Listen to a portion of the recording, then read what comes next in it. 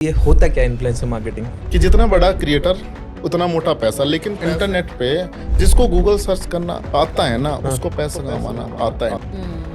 काम बहुत है मार्केट के अंदर, करने है वाला ना, चाहिए। करने वाला चाहिए। और ये जो सोशल मीडिया है, ये इंटरनेट की दुनिया है ना, ये खदान है पैसे की। अगर कोई क्रिएटर कोई प्रोडक्ट या किसी ऐप के बारे में बता रहा है, हमें लग रहा होता है कि जेन्युइनली कुछ बता रहे हैं। उसको पता है कि क्या बोलना है, मेरी जनता कहाँ से घूमेगी। ठीक है। अब कुछ ना ब्रांड्स होते हैं, मार्केटिंग मैनेजर्स होते हैं, वो खुद भी चलाते हैं। मैंने जो बोला है वही बोलने का। और वो गलत होता है। आप 30 सेकंड में क्या ही बता लो। मोस्ट ऑफ एजेंसी का ये रहता है कि मेरा हाथ में बकरा लग गया, मैं काटूंगा इसको। तुम 10 करोड़ रुपए खर्च कर दोगे और तुम्हें रिजल्ट मिलेगा कितने का? 20 लाख रुपए का। कुछ ब्रांड ना हमारे साथ ही काम कर रहे हैं काफी लॉन्ग टाइम, जैसे मोबाइल प्रीमियर लीग हमारे साथ ही काम करता है एक्सक्लूसिवली। सर वो कंपनीज एक्सक्लूसिवली आपके साथ क्यों है? यूनिक मार्केटिंग आइडियाज भी इम्पोर्टेंट है। आज के टाइम पे है ना, ब्रांड खुद के हिसाब से ज्यादा चलता है। आर्टिस्ट को डायरेक्ट पिच करना चाहिए। वो अकेला बंदा है ना, सरदर्दी नहीं ले सकता। क्या ये कंटेंट वर्क करेगा? क्या इंटीग्रेशन वर्क करेगी? आज से 8-7 साल पुराने कंटेंट क्रिएटर है, आज के टाइम पे वो इतनी व्यूअरशिप नहीं देते। 1 लाख फॉलोवर वाला जो 3 साल से काम कर रहा है, उनकी एंगेजमेंट रेशियो देखोगे 10 से 20% का फासला होगा। बहुत से लोग ये बोलते हैं ना कि यार ये क्रिंज कंटेंट बनाता है। हाँ। मैं किसी कंटेंट में क्रिंज नहीं बोलता। जिसको वो क्रिंज कंटेंट बोला ना, उस पर स्टिल 10 मिलियन व्यूज हैं। नाली में जाके नाली का पानी पी रहे हो, उसको क्या बोलते हो आप? देखो, क्रिंज तो मतलब ये है कि यार ऐसी कोई कैटेगरीज हैं जो आपको लगता है कि लाइफ टाइम के लिए रेलेवेंट रहेंगी? स्पेसिफिक नीश वाली कैटेगरीज है ना, वो तो चलेंगी ही चलेंगी। जो नहीं बनानी चाहिए ना, रोस्टिंग, वो तो बनानी ही नहीं चाहिए। कैरी मिनाटी तो एक रोस्ट कल्चर से इतना बड़ा हुआ है। भाई देखो, हर एक सक्सेसफुल कंटेंट क्रिएटर के पीछे होता है एक स्ट्रैटेजिस्ट, एंड वो स्ट्रैटेजिस्ट आज हमारे साथ हैं आज के एपिसोड में। Let's welcome the founder of Brands Up, mister Dheeraj Jorwal. Dheeraj हमारे साथ शेयर करने वाले हैं एवरीथिंग अबाउट क्रिएटर्स इकोनॉमी। अगर आप एक कंटेंट क्रिएटर बनना चाहते हैं तो इस एपिसोड में आपके लिए बहुत कुछ है, लाइक किस स्पेस में जाएं, कैसे इसका बिजनेस होता है, कैसे ब्रांड डील्स होती हैं, एंड और भी बहुत सारी चीज़ें। एंड अगर आप ऑलरेडी कंटेंट क्रिएशन में हैं तो you will learn how to level up your content creation game and the business of content creation. And साथ ही में आपको पता चलने वाले हैं कुछ secrets about your favourite creators. So do enjoy the show.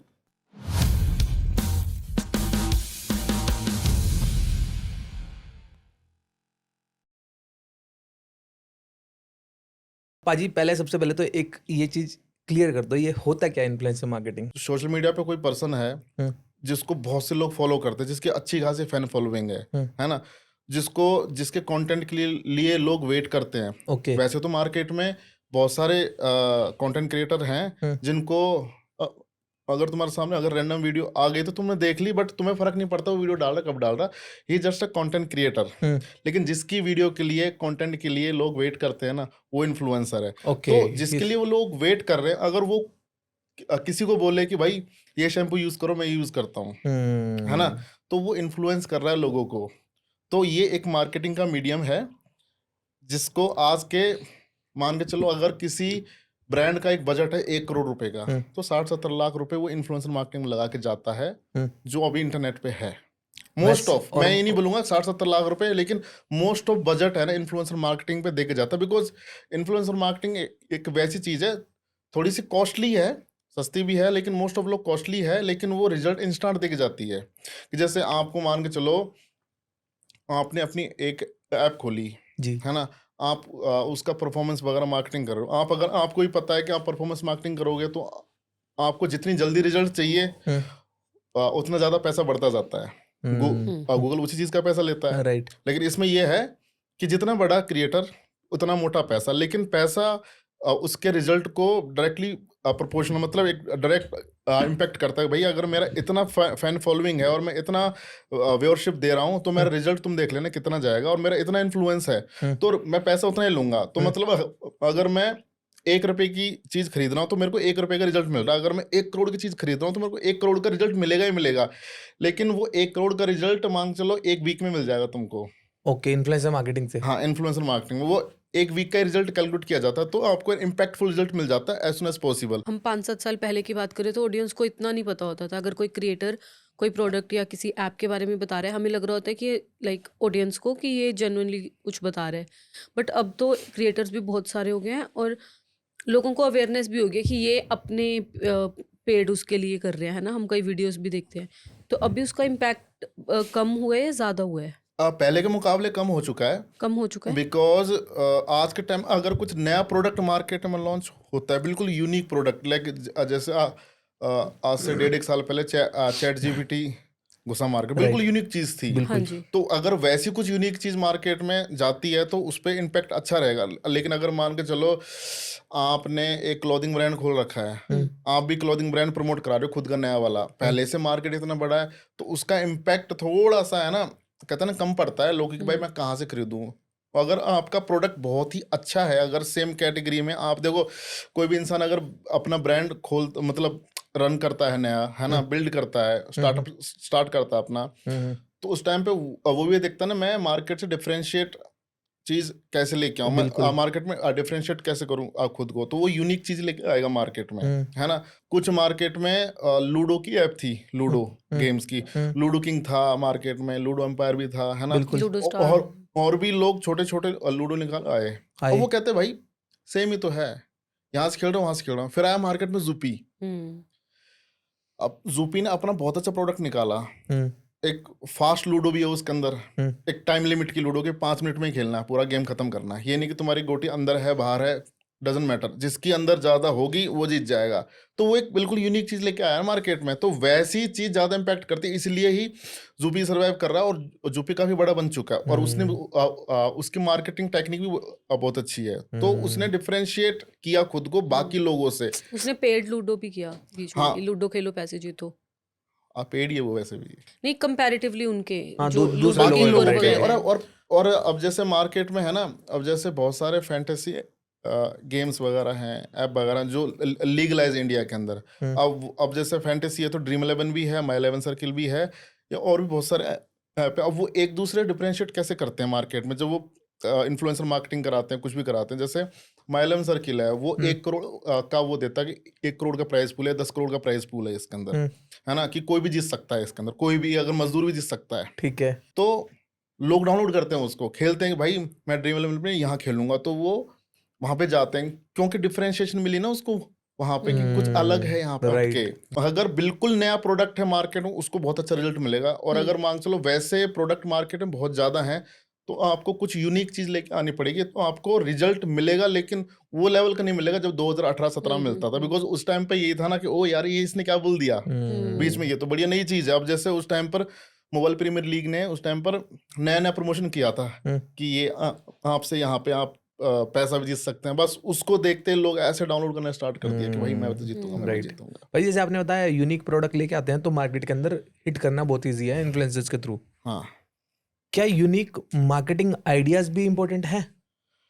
हाँ, क्योंकि बीच में ना एक, मैं इसलिए भी पूछ रहा हूँ, बीच में MBA चाय वाला का ना 1 रुपए वाला कोई कॉन्सेप्ट था शायद, वो बहुत वायरल गया था, जिसकी वजह से वो रातों रात बिल्डअप हो गई थी चीजें। जी जी, दैट्स वाई, मतलब कहते थे अब चाय तो बहुत ही कॉमन प्रोडक्ट है मेरे हिसाब से, चाय अगर देखा जाए तो चाय बहुत कॉमन प्रोडक्ट है। लेकिन बाजी इसके अंदर देखो, आपने जो यूनिक मार्केटिंग की चीज बोली, आप इन्फ्लुएंसर्स मार्केटिंग करा रहे हो मार्केट के अंदर, आप बता, जो इन्फ्लुएंसर है वो अपनी जनता को, उसको पता है कि क्या बोलना है, मेरी जनता कहाँ से घूमेगी। ठीक है। अब कुछ ना ब्रांड्स होते हैं, मार्केटिंग मैनेजर्स होते हैं, वो खुद की चलाते हैं कि भाई नहीं मैंने जो बोला है वही बोलने का, और वो गलत होता है। कुछ ब्रांड स्मार्ट बन गए, 1 मिनट पे करो, मैं कहा भाई पॉसिबल नहीं ना, 1 मिनट पे स्टोरी स्टार्ट होगी, तेरा ब्रांड स्टार्ट होगा यहाँ पर। ओके, है ना, है ना। मैं कहा भाई एक कहते हैं बैलेंस रखने के लिए कि तेरे को रिजल्ट भी मिले, कि उसको 3 मिनट से पहले या 3 मिनट पे करो, मतलब 30% पे करो। 30% पे। वो इसलिए क्योंकि मोस्ट ऑफ वीडियोस का वॉच टाइम लिमिट ना, मतलब वॉच टाइम जो रहता है ना,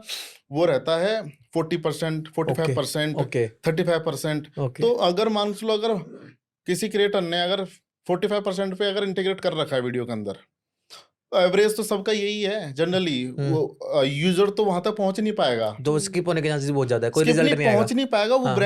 ब्रांड को विजिबिलिटी मिली नहीं, ब्रांड कहेगा मेरे को रिजल्ट नहीं मिला, है ना। तो एक बेस्ट तरीका ये है। उसके बाद में अगर तुम्हारी वीडियो अगर 31 मिनट की है या फिर 10 मिनट की 15 मिनट की है तो इंटीग्रेशन की लेंथ कितनी रहनी चाहिए? मेरे हिसाब से मिनिमम आपको 35 सेकंड या 40 सेकंड और मैक्सिमम 1 मिनट मतलब 60 सेकंड या 55 सेकंड इतने में ही रखो। 35 सेकंड से कम होगी तो भी रिजल्ट नहीं मिलेगा, 60 सेकंड से ज्यादा होगी तो भी रिजल्ट नहीं मिलेगा। ये किस चीज की बात करो जो इंटीग्रेशन ऐड है? इंटीग्रेशन का लेंथ, इंटीग्रेशन की लेंथ, इंटीग्रेशन कि की कितनी देर तक आपको बोलना है। ओके। क्योंकि इसके पीछे का रीजन क्या है, अगर 35 सेकंड या 30 सेकंड से कम होगी ना हाँ। तो यूजर बोलेगा ये क्या निकल गया, आप 30 सेकंड में क्या ही बता लोगे, और यूजर के दिमाग में कितना इम्पैक्ट पड़ेगा। राइट। कुछ परसेंट पड़ता है लेकिन जो स्टैंडर्ड रिजल्ट है उससे तो बहुत कम आएगा, बिल्कुल है ना। अगर 60 सेकंड से ज्यादा हो गई जनता बोलेगी भाई मैं क्या देख रहा हूँ, ये क्या ही देख रहा हूँ, भाई स्किप मारो इसको, है ना। वो किलस के चला जाएगा। लास्ट में एक यूजर रिकॉल भी देख जाता है कि भाई अगर जो उसने देखा था एक बार मैं बोल जाता हूँ कि वो डाउनलोड कर ले। तो ये जो क्राइटेरियाज है ना, ये जो पुराने लोग उनको पता है ना, और जिन लोगों को नहीं पता वो मोस्ट ऑफ ब्रांड को है ना गलत रिजल्ट दे जाते हैं। और हम लोग ये चीज आपके पॉडकास्ट के माध्यम से इसलिए बोलते हैं क्योंकि यार अगर देखो कम्युनिटी एक ही है। राइट। अब अगर कम्युनिटी खराब होती है, अगर कोई मान चलो कोई ब्रांड है वो बड़ा इंटरेस्टेड है मैं इन्फ्लुएंसर मार्केटिंग में कूदूंगा, अगर उसका पहला ही एक्सपीरियंस खराब हो गया ना दोबारा नहीं तो तुम्हारे साथ साथ हमारा बिजनेस भी खराब है उसके अंदर। क्योंकि वो 20 लोगों को जाकर बोलेगा भाई बेकार है, तो नहीं करनी चाहिए। यहाँ पर मोस्ट ऑफ ब्रांड के साथ में हुआ है। मोस्ट ऑफ एजेंसी का ये रहता है कि मेरा हाथ में बकरा लग गया मैं काटूंगा इसको। ओके। यही होता है। अब मोस्ट ऑफ हमारा ये रहता है कि भाई ब्रांड है, आज के टाइम पे ब्रांड पैसा नहीं कमा रहा, ब्रांड का एक नॉर्मल बजट है। हम उसको बोलेंगे भाई तूने अगर ये बजट स्पेंड कर रहा है ना तो हमारी स्ट्रेटजी के हिसाब से कर, तू प्रॉफिट में रहेगा। क्योंकि आज तू मेरे को इतना बजट दे रहा है ना, मुझे पता है कि मैं तेरे को पैसा बना के दूंगा ना तो तू मेरे को दोबारा पैसा देगा। वैसे कुछ एश्योरेंस भी देते हो इस चीज की कि मतलब आएगा ही हाँ जी, आएगा? हमारा क्या है, हम लोगों ने जैसे 8 साल से इतना काम कर लिया, ठीक है ना। अब हमारे पास में खुद का भी एक पर्सनल डेटा है कि कौन सा इन्फ्लुएंसर कितना रिजल्ट देता है। ओके, है ना, डेटा है हमारे पास में। जैसे सिमिलर काइंड ऑफ ब्रांड को उसने क्या रिजल्ट दिया था, तो भैया क्या उसके यूजर ने कुछ रेवेन्यू जनरेट करके दिया उसको, है ना। हमारे पास में ये भी डेटा है खुद का। और उसके बाद में अगर सपोज अब जैसे मैं एक नए ब्रांड का आपको बात बताता हूँ। अभी जैसे मेरी उसकी कम्युनिकेशन चली रही है, एक ब्रांड है ऑर्थो केयर का ब्रांड है, नाम नहीं लूंगा उसका। ठीक है। अब वो आया, क्रिएटर का नाम लूंगा, वो बोलेगा मेरा नाम इसलिए है। वो आया कि भाई मेरे को ये बड़ा इन्फ्लुएंसर चाहिए, वो बड़ा इन्फ्लुएंसर चाहिए, ये चाहिए वो चाहिए। मैं कहा भाई तेरा एक हेल्थ वाला ब्रांड है और तेरे को चाहिए कि भाई मेरे को फैमिली वाली जनता चाहिए, शादीशुदा वाली जनता चाहिए, या फिर स्पोर्ट्स रिलेटेड जनता चाहिए, या फिटनेस रिलेटेड जनता चाहिए। ऑर्थो केयर का ब्रांड है, तुम क्या बनाओगे, बैंड बनाते हो, जो भी चीज बनाते हो मतलब उस हिसाब से बनाते हो। तुमको रैंडम जनता नहीं चाहिए, तुम्हारा एक नीश है। तो तुम इतना बड़ा है, तुमने जिसका नाम लिया वो वन ऑफ द एक टॉप क्रिएटर की लिस्ट में है। राइट। उसका कम से कम रेट रहेगा यूट्यूब का 70-80 लाख रुपए या 1 करोड़ रुपया एक ब्रांड का तुम स्पेंड कर दोगे, है ना। अब उसकी जो जनता है उसके अंदर से मोस्ट ऑफ तो 16-17 साल के बच्चे हैं। फिर उसके बाद में वो लोग हैं जो बिल्कुल टीयर 2 टीयर 3 से हैं, जो 500 रुपये खर्च नहीं कर सकते, राइट, है ना। और फिर और वो क्रिएटर वैसे भी काफी टाइम से एक्टिव नहीं है चैनल पर, तो उसके व्यूअरशिप भी नहीं आ रही इतनी। तू स्पेंड कर देगा ना तो और तुम हो लाला ब्रांड, है ना। मतलब बुरी बात नहीं, मतलब पुराने ब्रांड हो कि तुम कोई वीसी फंडेड ब्रांड नहीं हो कि भाई मेरे पास मार्केटिंग का बजट मेरे को वीसी ने दिया हुआ, जितना हो सकता है उतना मैं डालूंगा। वो भी नहीं हो, तुमने कमाया और तुमने डाला। तो मैं तुम्हें रिकमेंड करूंगा कि भाई आप है ना ये चीज मत करो, आप है ना स्मॉल बजट से स्टार्ट करो। स्मॉल बजट में भी जो टारगेटेड इन्फ्लुएंसर हैं जो कि मार्केट में अभी काफी अच्छा रिजल्ट दे रहे हैं, एक्टिव हैं, और जिनके पास में ये स्पेसिफिक जनता है। मैं क्या तुमको यही जनता चाहिए ना, कहते हाँ यार ये जनता चाहिए। मैं जो तुमने नाम लिया इनके अंदर है ना 2% की जनता है वो वाली। तुम 10 करोड़ रुपए खर्च कर दोगे और तुम्हें रिजल्ट मिलेगा कितने का, 20 लाख रुपए का, तुम तो खुद ही भाग जाओगे। तो हमारा तो हमेशा का यही सीन रहता है कि यार ब्रांड को ना आप बिल्ड कर दो, बढ़ाओ। कल को ब्रांड, अब जैसे हमारे पास में कुछ ब्रांड हमारे साथ ही काम कर रहे हैं काफी लॉन्ग टाइम, जैसे मोबाइल प्रीमियर लीग आज हमारे साथ ही काम करता है एक्सक्लूसिवली, है ना।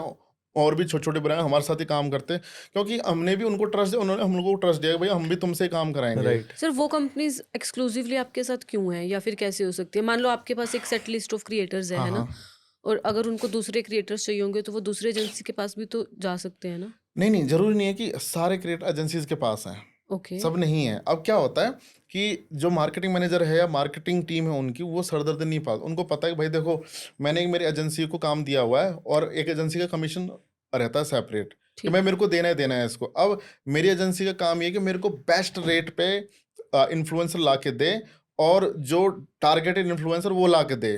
हमको 20 जगह काम नहीं करना। अब जैसे मुकेश भाई हैं, हाँ। अब मुकेश भाई को किसी से काम कराना है, उसको पता है भाई मेरी जेब से 100 रुपये जाने हैं और मेरे को 100 या 150 रुपये का रिजल्ट मिलना है राइट। ना। तो रेदर देन मैं 5 लोगों से 20 रुपए का काम कराऊं, मैं एक से 100 रुपये काम कराऊंगा, यही मेरे लिए वो 20 रुपए वाला काम कर देगा। स्टिल मेरे को कमीशन तो 5-10% या 15-20% का देना है ना, तो मैं एक को ही दूंगा, वो बाकी सबसे खुद ही काम करा लेगा अपने रेट पर, ओके। है ना। क्योंकि जो क्रिएटर का रेट है, मैं क्रिएटर से डायरेक्टली जाके लूं या उसकी एजेंसी से जाके लूं या फिर मेरी एजेंसी जो है वो जाके ले, रेट वही मिलना है, ओके, है ना। Okay. कई बार सेगमेंट में ये रहता है। तो फिर एजेंसी कमाती कैसे है अगर रेट सेम ही मिल रहा है तो ब्रांड को? पाजी वो ना ब्रांड पीछे उसको है ना उसके काम का वो देता, कमीशन देता उसके काम का। ठीक है पीछे से सेट रहता है कि तू मेरे लिए अगर जिसे एजेंसी फीस बोलते हैं बेसिकली। हाँ, एजेंसी फीस बोलते हैं उसको, Got it. हाँ ना, वो दे देता है उसको कि भाई तुमने इतना काम किया है, तुम्हारा मान के चलो तुमने 1 करोड़ का काम किया, 1 करोड़ के हिसाब से एजेंसी फीस 10% का तुम्हारे ठीक है। अकाउंट में 10 लाख रुपए सेपरेटली चल जाएंगे। तुमने मेरे 1 करोड़ रुपया का काम किया, क्योंकि किसी इन्फ्लुएंसर का रेट था 20 लाख रुपए, तुमने उसको मार्केट रेट में अच्छी रेट में ला के दिया मेरे को कि Okay. कभी कभार मान के चलो आपने 20 लाख रुपए वाला, देखो मान के चलो, देखो अब जैसे मेरे बहुत से अच्छे कनेक्शंस हैं, मुझे पता है कि क्रिएटर को क्या समझाना चाहिए, क्योंकि कई बार क्रिएटर अटक जाता है कि नहीं जी मैं तो ये रेट लूंगा। मुझे ये बताओ, वैसे आपकी रिकमेंडेशन क्या है? आर्टिस्ट को डायरेक्ट पिच करना चाहिए एजेंसी को, या एजेंसी को डायरेक्ट पिच करना चाहिए आर्टिस्ट को? भाई देखो, डायरेक्ट जाने वाले डायरेक्ट भी जाते हैं जिनको उससे बात ही करनी है, लेकिन मोस्ट ऑफ समझदार लोग एजेंसी के थ्रू जाते हैं, क्योंकि हर क्रिएटर का बिहेव अलग होता है, वर्किंग पैटर्न अलग होता है। जैसे मैं नाम नहीं लूंगा, कुछ क्रिएटर क्या होता है कि जैसे उसने कैंपेन कर लिया, आपने बोला कि मेरे को 20 तारीख की वीडियो चाहिए, 20 तारीख को वीडियो चाहिए, क्योंकि आपका एक बड़ा कैंपेन है जो 20 तारीख को जाएगा। हमें पता है कि ये क्रिएटर को है ना डेट ही नहीं देनी 20 तारीख की, इस क्रिएटर को 5 तारीख की डेट दो, क्योंकि 5 दिन, हाँ इसका पैटर्न है कि 5 दिन डिले करेगा ये वीडियो। ओके। तो हमें पता है कि किस क्रिएटर का पैटर्न क्या है। क्रिएटर तो खुद ही बोलते हैं हाँ हो जाएगी, क्रिएटर को पता है ना कि यार कैसे, मतलब random creator, not mind creator, random creator बोलेगा हाँ हो जाएगा काम, मैं कर दूंगा काम, वो ले लो। उसको पता है एक बार एडवांस अंदर आया ना तो ब्रांड अटक गया मेरे पास में। वो बात बहुत गलत है कि आप ब्रांड को फिर है ना घुमा रहे हो ऐसे। ब्रांड कहेगा मेरा यार कैंपेन खराब हो गया इसकी वजह से, मेरा एक बड़ा क्रिएटर तू था और तूने 5 दिन वीडियो डिलीट कर दिया। हमारे साथ भी स्टार्टिंग में केसेस हुए हैं। हम ये नहीं कहेंगे कि यार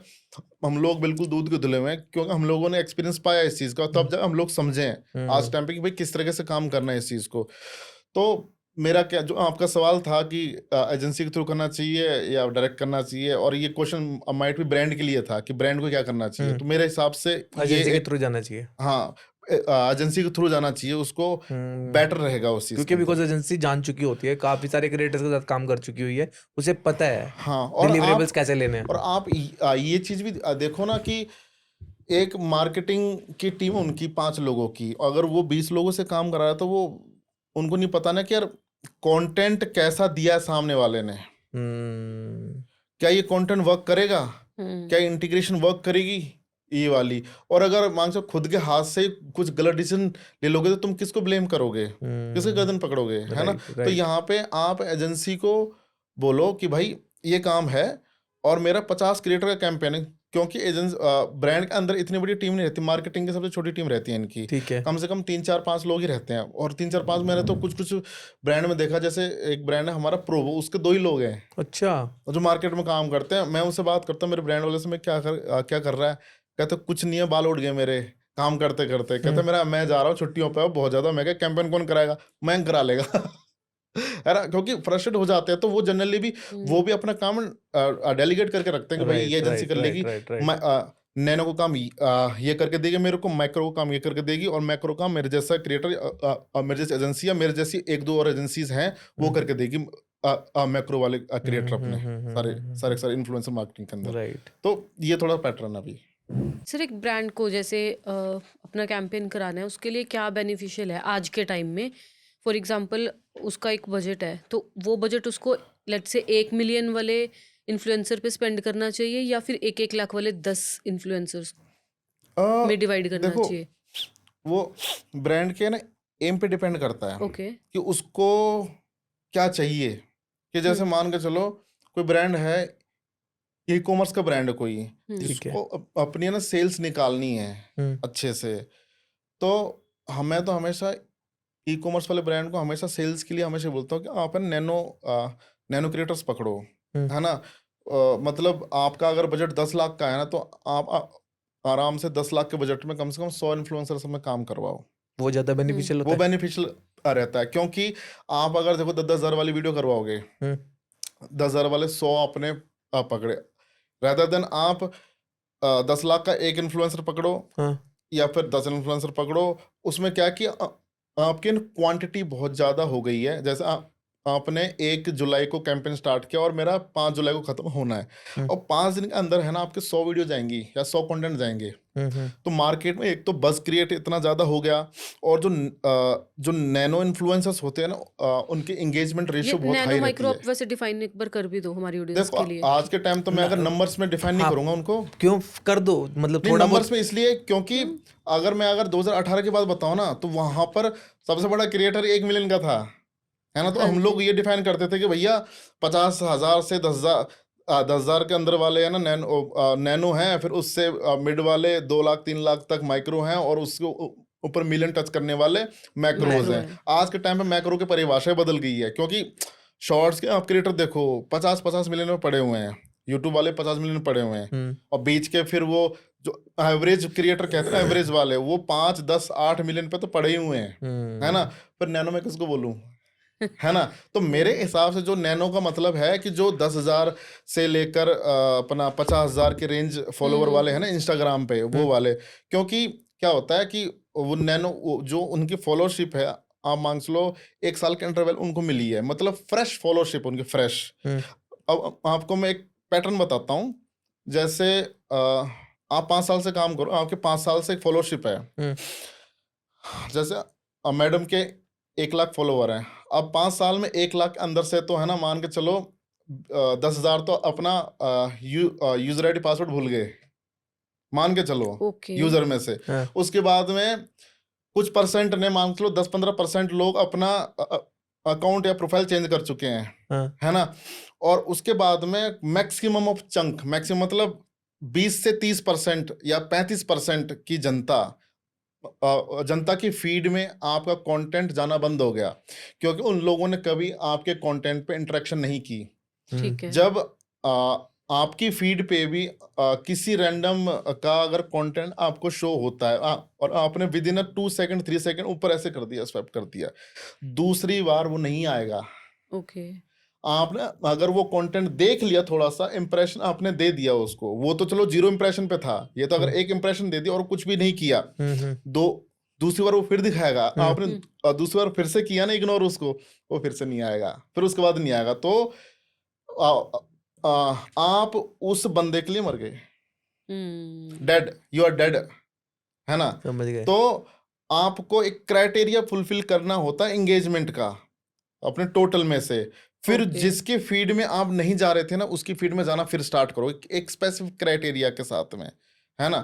तो कहते हैं ना 5 साल का इंटरवल है, आपकी है ना 60 to 70% की जनता आप खुद भी देखोगे ना, आप खुद देखो ना, जो आज से 8-7 साल पुराने कंटेंट क्रिएटर है, आज के टाइम पे वो इतनी व्यूअरशिप नहीं देते। अगर व्यूअरशिप देते हैं ना, आप उनके है ना इनसाइड में जाके चेक करना, 70% की जनता तो बिल्कुल फ्रेश है। जो व्यूअरशिप, जो नॉन फॉलोवर है, नॉन सब्सक्राइब्ड है, जिन्होंने फॉलो नहीं किया तुमको, लेकिन फिर उनके लोगों को कंटेंट दिख रहा है क्योंकि वो कंटेंट बहुत अच्छा था, तो इसलिए वो थोड़ा सा पुश हुआ कि प्लेटफॉर्म ने बोला कि चलो और लोगों को मैं वो दिखाऊं, राइट, है ना। तो ये तो आपने क्वेश्चन पूछा था ना कि यार अपन को कहाँ करनी चाहिए, तो ये 6 महीने के इंटरवल में, 1 साल के इंटरवल, इन लोगों को फ्रेश फ्लैश है ना, फ्रेश फॉलोवर मिले हैं, तो वो एक्टिव हैं। तो आप देखोगे ना उन लोगों को, जैसे आप अगर परसेंटेज में अगर डिफाइन करूं, 1 लाख फॉलोवर वाला जो 3 साल से काम कर रहा है, उनकी एंगेजमेंट रेशियो देखोगे और इन लोगों की एंगेजमेंट रेशियो देखोगे ना, 10 से 20% का फासला होगा। आप थोड़ा क्वांटिटी में काम कराओ, बेटर रहेगा। बच्चों को क्या कर रहे हो आप? क्रिएटर बना रहे हो या क्या करने वाले हो? क्यों? वैसे पूछ मेरे रहा हूँ। बच्चे को? हाँ, अपने बच्चों को, क्योंकि देखो आप इस लाइन में इतने टाइम से हो। पाजी देखो, मेरा मानना ये है, हाँ मैं आपको मेरी कहानी बता देता हूँ। हाँ मेरा जो घर है, हाँ, सारे अच्छे खासे हाईली एजुकेटेड पीपल वाला है सब। कोई ठीक डॉक्टर, है, कोई इंजीनियर है, कोई क्या है। मेरे फादर भी इंजीनियर थे, मैंने भी इंजीनियरिंग की हुई है। ठीक है। क्योंकि एक पीयर प्रेशर रहता है हाँ कि घर वाले ये कर रहे हैं, घर वालों को इंजीनियरिंग करवाने, ठीक है जी, घर वालों के साथ में कर लो। लेकिन एक टाइम के बाद मैंने सोचा कि यार ठीक है, घर वालों का सपना था मेरा इंजीनियर बने, अपन बन लिए, अपने ग्रेजुएशन पूरी कर, अच्छी कॉलेज से करी, NIT सूरत से करी मैंने। ठीक है।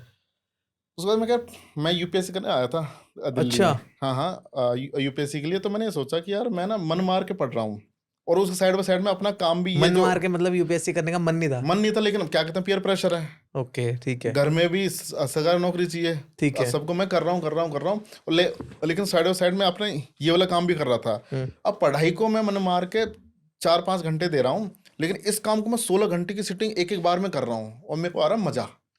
इन्फ्लुएंसर मार्केटिंग वाले काम को इससे कह रहे हो पहले क्या? मैं ना कोडिंग करता था, अच्छा है ना। तो इसके अंदर तो मैं धीरे धीरे, जब मेरे को चस्का लगने लगा ना इसका, तो फिर मैंने इसको इसमें इंटरेस्ट था, लेकिन मुझे नहीं पता था कि ये करियर भी हो सकता है। मुझे नहीं पता था ओके। इसका। वो तो मैंने फ्लो में किया ना, तो जाके मुझे लगा कि ओके, यहाँ नहीं से ऐसा पैसा। क्या किया? पहला क्या था, मतलब पहला भाई मूव क्या मैं था? खुद भी एक मीम इन्फ्लुएंसर था, ठीक है ना, 2015। और वो मैंने कोई, है ना, कोई वैसा नहीं कि मुझे ये करना है, वो मैंने अपना टाइम पास तरीका खोला था। 2014 समथिंग में जब पास आउट हुआ था कॉलेज से, मैं तो दिल्ली अकेले रहता, दिल्ली के अंदर में तो पढ़ता था। उसके बाद मैं फेसबुक वगैरह पे ये थोड़ी बहुत चीज़ें कर लेता था मैं। और पता था मेरे को 2010 से थी ये चीज़ें, फेसबुक पे ये चीज़ चलती है।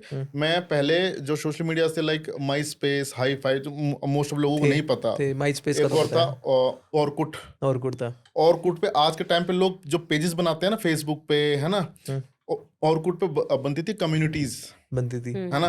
वो कम्युनिटीज में चलाता था उस टाइम पे। तो ओके। मेरे को नॉलेज थी इस चीज की, लेकिन मुझे ही नहीं पता था कि इससे पैसा कमेगा, है ना। वो एक अलग सेपरेट स्टोरी है, जहां से मैंने देखा कि अच्छा इसमें से भी पैसा है। जब मैं अपने फेसबुक पेज चला रहा था ना, तो इसमें से मैंने देखा कि इसमें से पैसा है। तो मैंने ये देखा कि यार जो मुझे अच्छा लगता है ना, मैं वही प्रोफेशन से पैसा कमाऊं। कि भाई मैं अगर 24 घंटा भी दे रहा हूँ मेरे काम को, तो मुझे फर्क नहीं पड़ रहा।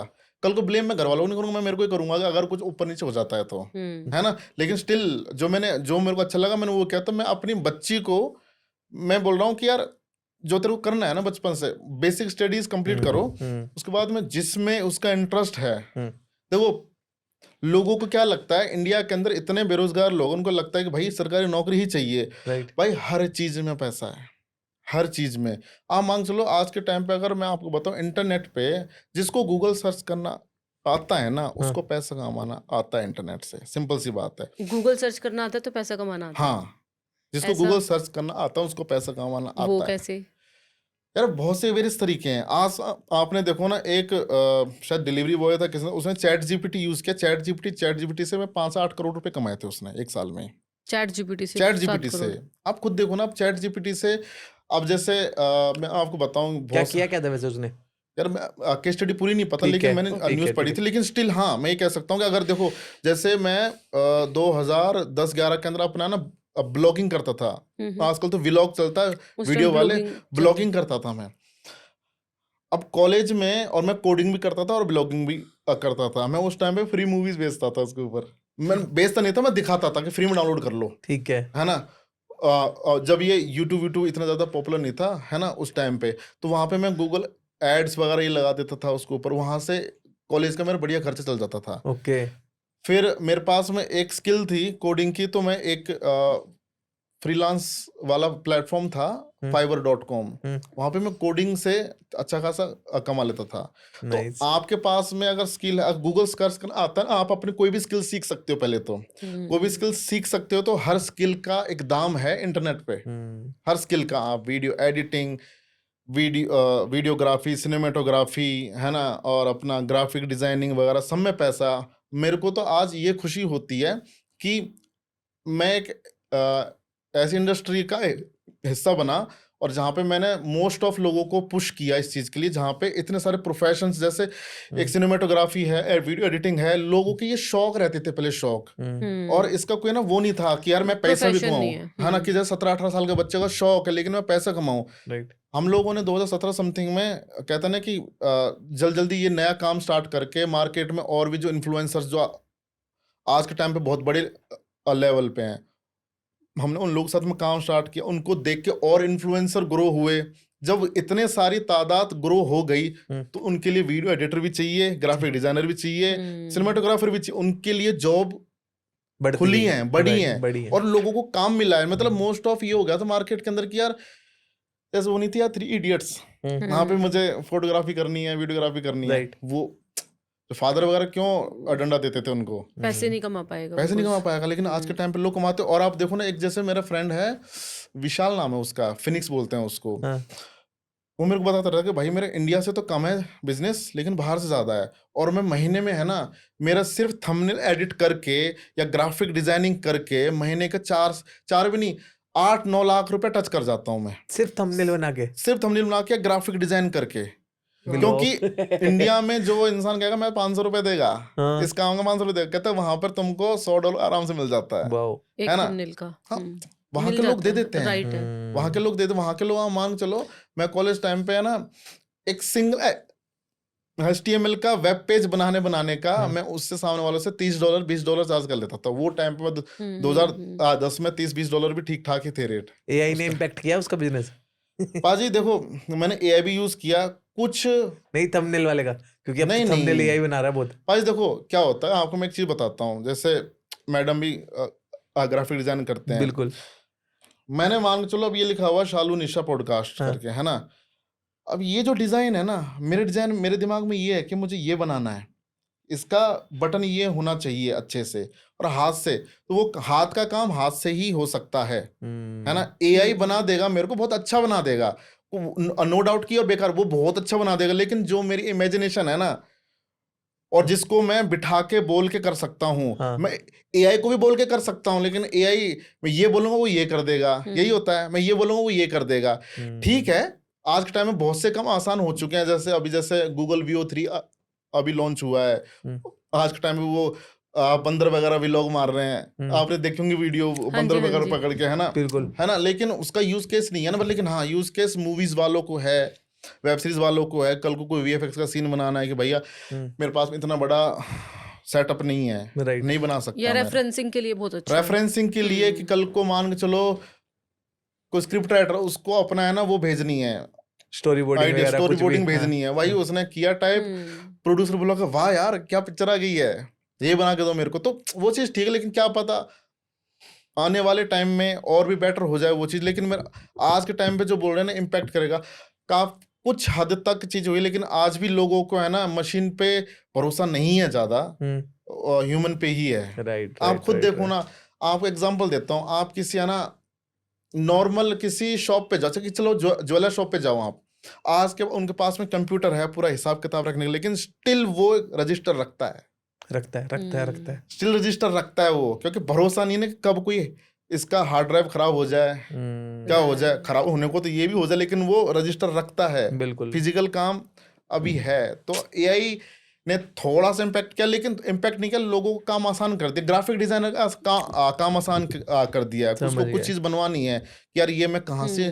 ढूंढूंगा, मुझे ये चीज बना के देते, वो चीज बना के देता और वो उसको पेस्ट कर देता। बस ये है कि यार जो काम है ना ये हो गया। और जो बिल्कुल जिनके पास बेचारों के पास पैसा नहीं है खर्च करने का, और उनको कुछ बनवाना है कि भाई मेरे पास तो ग्राफिक वालों को हायर करने के भी पैसे नहीं है, मुझे कुछ तो दे दो जो मेरा फ्री फोकट में काम हो जाए, फटाक से काम हो जाए, वो उसके लिए वो यूटिलाइज कि भाई मेरे को ये भी चलेगा, मेरे को ये नहीं, मेरे को हाथ की नक्काशी वाला कोई काम चाहिए, मेरे को ये भी चलेगा, तो वो काम कर लेता। लेकिन फ्यूचर को कुछ नहीं बता सकते।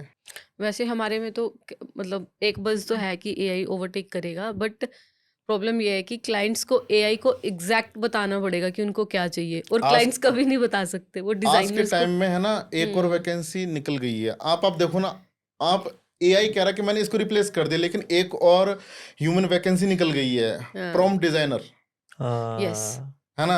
अब प्रॉम्प्ट वाले लोग, अब जैसे आप बोलते हो कि अब तो मैंने हाथ से काम करना छोड़ दिया, अब तो मैं एआई से काम करते हो, लेकिन एआई से काम कराने वाला बंदा तो चाहिए तुमको। कहते इससे बढ़िया तो मैं खुद ही सीख लूं, है ना। राइट। बस ये है कि आपका जो काम 2 दिन का था वो 2 घंटे में खत्म हो गया। ये राइट। चीज है ये वाली। एंड मैंने हाँ। कहीं पे पढ़ा था कि एआई आपको रिप्लेस नहीं करेगा, आपको वो बंदा रिप्लेस करेगा जो एआई यूज करेगा।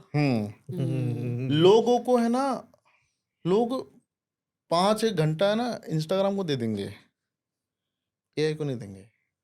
भाई कर लो ना, मजे की चीज है। मैं खुद करता हूँ टाइम रहते। अब जैसे कुछ कुछ मेरे जो साथ वाले हैं, टीममेट्स वगैरह, मैं उनको बताते रहता हूँ भाई ये वाला एआई यूज करो, वो ये एआई यूज करो। कहते भाई तुमको तो सब पता है। मैं कहा यार मजा है इसके अंदर, तुम एक बार करके देखो, है ना।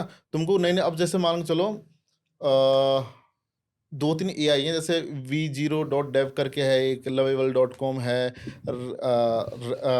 replica.com है। वहाँ पे क्या है, आपको प्रॉम्प्ट डालना है, एक लाइन डालनी है आपको। मान के चलो आपको जल्दबाजी में एक खुद की एक वेबसाइट रेडी करानी है फटाक से, यार मेरे को ज्यादा डेटा नहीं है, बेसिक डेटा हो, एक लाइन से 5 मिनट के अंदर आपका वेबसाइट वहीं रेडी हो जाएगा। आपके पास सिर्फ डोमेन रहना चाहिए। राइट।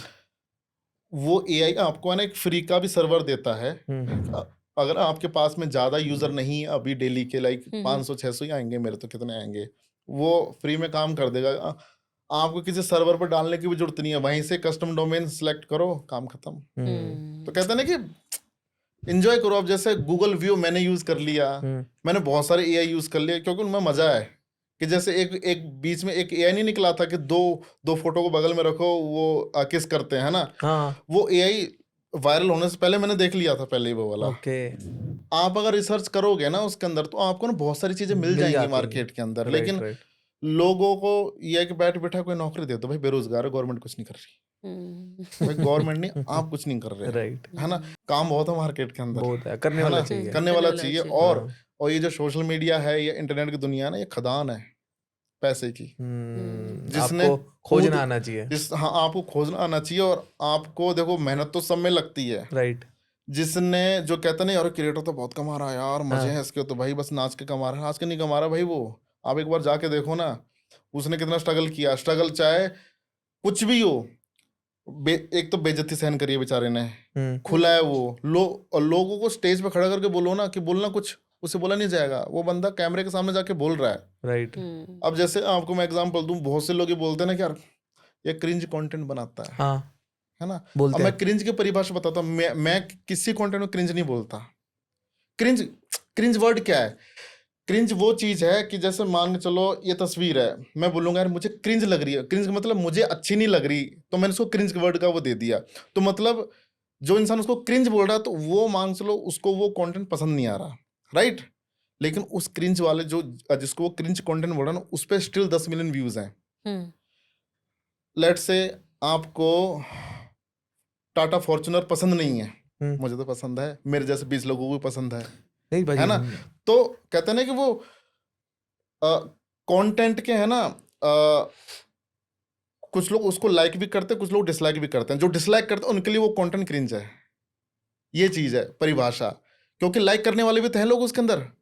अब जैसे मान चलो एक क्रिएटर है, मान चलो मुज्जू मुजाहिद करके, मान चलो मैं एग्जांपल ले रहा हूँ। लोग बोलते हैं यार उसके तो 25-30 मिलियन है, पता नहीं क्या कंटेंट बनाता है। मैं कहा भाई 25-30 मिलियन लोग हैं उसके फेवर में है, उनके लिए वो क्रिंज नहीं है। जो लोग नहीं देख रहे हैं उनके लिए क्रिंज है, जिनको देखना पसंद नहीं है वो चीज।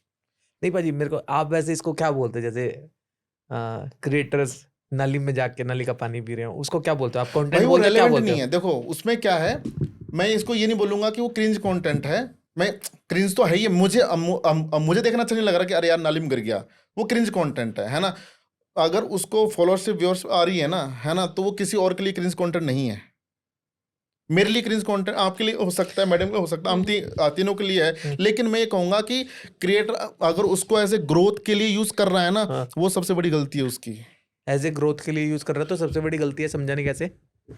लेट्स से अगर किसी क्रिएटर को ये लग रहा है कि भाई मैंने ये कंटेंट डाला, और कुछ % लोगों को बहुत पसंद आया ये वाला, लेकिन कुछ लोगों ने जो थोड़े से इंटेलेक्चुअल हैं, कुछ चूजी लोग हैं, जिनको ये लगा कि यार ये कंटेंट बेकार है, ऐसा कंटेंट कोई क्यों बना सकता है, और उसे लग रहा है ना कि यार लोग पसंद करें मैं बना रहा हूँ। तो मैं उनको ये बोलना चाहूंगा कि कुछ ही टाइम बाद में आप इररेलेवेंट हो जाओगे। आपको पहली बात तो मैक्सिमम बिजनेस नहीं मिलेगा, मिलेगा 90% तो बिजनेस नहीं मिलेगा। क्योंकि यार देखो, अगर क्रिंज बोलने वालों की तादाद ज्यादा है तो मतलब उसके अंदर बिजनेस देने वाले लोग भी होंगे, और कुछ परसेंट लोग होंगे जो तुमसे बिजनेस कहते हैं नहीं देंगे या देंगे। मतलब कहते हैं एक रेशियो है देने वालों की और नहीं देने वालों की। अब जैसे अगर मैं बोलूं, लोग बोलते हैं पुनीत सुपरस्टार तो बहुत क्रिंज है, उसको बिजनेस नहीं मिलेगा। मैंने बोला ना कि 70% तादाद है नहीं देने वालों की और 30% तादाद है देने वालों की। अब जैसे उसने एक शायद स्विगी का कैंपेन किया था, जो वो क्रिंज होता तो वो क्यों करता? कुछ लोगों को पसंद है ना, क्योंकि लोगों को वायरलिटी चाहिए, तो वायरल फेज चाहिए। मतलब उस टाइप का कंटेंट बनाना भी अगर बंदे को पसंद है तो आप कह रहे हो कि वो बना सकता है, चाहे वो नाली में गिर के, बट व्यूज आने चाहिए तो वो बिजनेस बना जाएगा। मेरे हिसाब से देखो, मैं अभी जो बना रहा मैं उसका कुछ कह नहीं सकता। मैं उसको यही हिदायत दे सकता हूँ कि भाई टाइम रहते हुए आप चेंज कर लो खुद को। अब जैसे मैं अगर पुनीत सुपरस्टार की भी बोलूँ ना, कुछ दिन पहले मेरे से मिला था वो, है ना यार। देखो अब चाहे कैसा ही हो, है ना, मेरे लिए तो एक इंसान ही है, मेरे को तो बात करनी पड़ेगी उससे। हाँ, नहीं आपके लिए तो आप एज एजेंसी क्रिएटर भी है, आपके लिए तो दोनों चीजें। मेरे से मिला था तो मैंने उसको बोला था कि यार देख, ये चीज का है ना इतना लंबा करियर नहीं है, और तुझे कल को तेरे को मांग चलो शादी भी करनी है, बच्चे भी हैं, तो तू ये नहीं कर सकता ना कि यार घर वाले देख रहे कि भाई मेरा बाप तो गटर में कूद रहा है। कहते हाँ मेरे को भैया चेंज करने का। तो मैंने उसको बोला कि अगर स्टिल तेरे को अगर फनी एज ए वायरलिटी के अंदर ही रहना है, और अगर तेरे को तेरे करेक्टर को थोड़ा सा ट्विक करना है कि भाई मेरे को ये वाला जो कंटेंट नाली में गटर का पानी पीने वाला सेगमेंट है ना, ये खत्म करना, और तेरे को यही करेक्टर में रहना है, तो मैंने उसको एग्जांपल दिया था। एक बाहर का क्रिएटर है जस सुल, आपने नाम देखा होगा, है ना, जस सुल करके है। वो एक साउथ का क्रिएटर है, और साउथ का बंदा है, वो यूके में रहता है मेरे ख्याल से, और अपना वो कंटेंट बनाता है पुनीत सुपरस्टार जैसे, लेकिन वो इतना ये जो चीजें है ना वो नहीं करता वो। मैं कहता तो वहां शिफ्ट कर ले, वो बंदा बड़ा प्रीमियम है, वो करता हरकतें ऐसी ही हैं, लेकिन ये जो गंदगी वाली हरकतें वो नहीं करता, तो ऐसा शिफ्ट कर ले। तो मैं ना हर किसी वैसे क्रिएटर को बोलना चाहूंगा जो ये चीज ट्राई कर रहा है ना, कि यार उसको ना करे, है ना, क्योंकि उस पर करियर नहीं है। स्टिल अगर तुमको अपना करियर बनाना है तो कुछ और चीज ट्राई करे, या फिर वही सेगमेंट में रह के कि लोगों को गंदगी ना लगे। देखो क्रिंज तो मतलब ये है कि यार मेरे को पसंद नहीं आ रहा, अगर वो बहुत ही गंदा ने घिनौना है तो वो आप मत ही करो। मैंने बहुत से क्रिएटर देखे वाहियात कंटेंट बनाता। अब जैसे क्रिंज तो लोग उसको ही बोलते हैं जो नाच के कंटेंट बनाते हैं, जो डांसिंग वाला कंटेंट बनाते हैं या रिएक्शन वाला कंटेंट बनाते हैं, राइट, है ना। लेकिन आज के टाइम पे रिएक्शन वाले चैनल बहुत चल रहे हैं। जैसे मान के चलो, अब जैसे बीच में लोग कंटेंट बनाते हैं कि मैं मूवी रिव्यू करूंगा, रिएक्शन दूंगा, ठीक है, मूवी पे। आज के टाइम में आप जाके चेक करो, हर मूवी का वो रिएक्शन देते हैं, और मूवी उनकी वजह से पंप हो जाती है।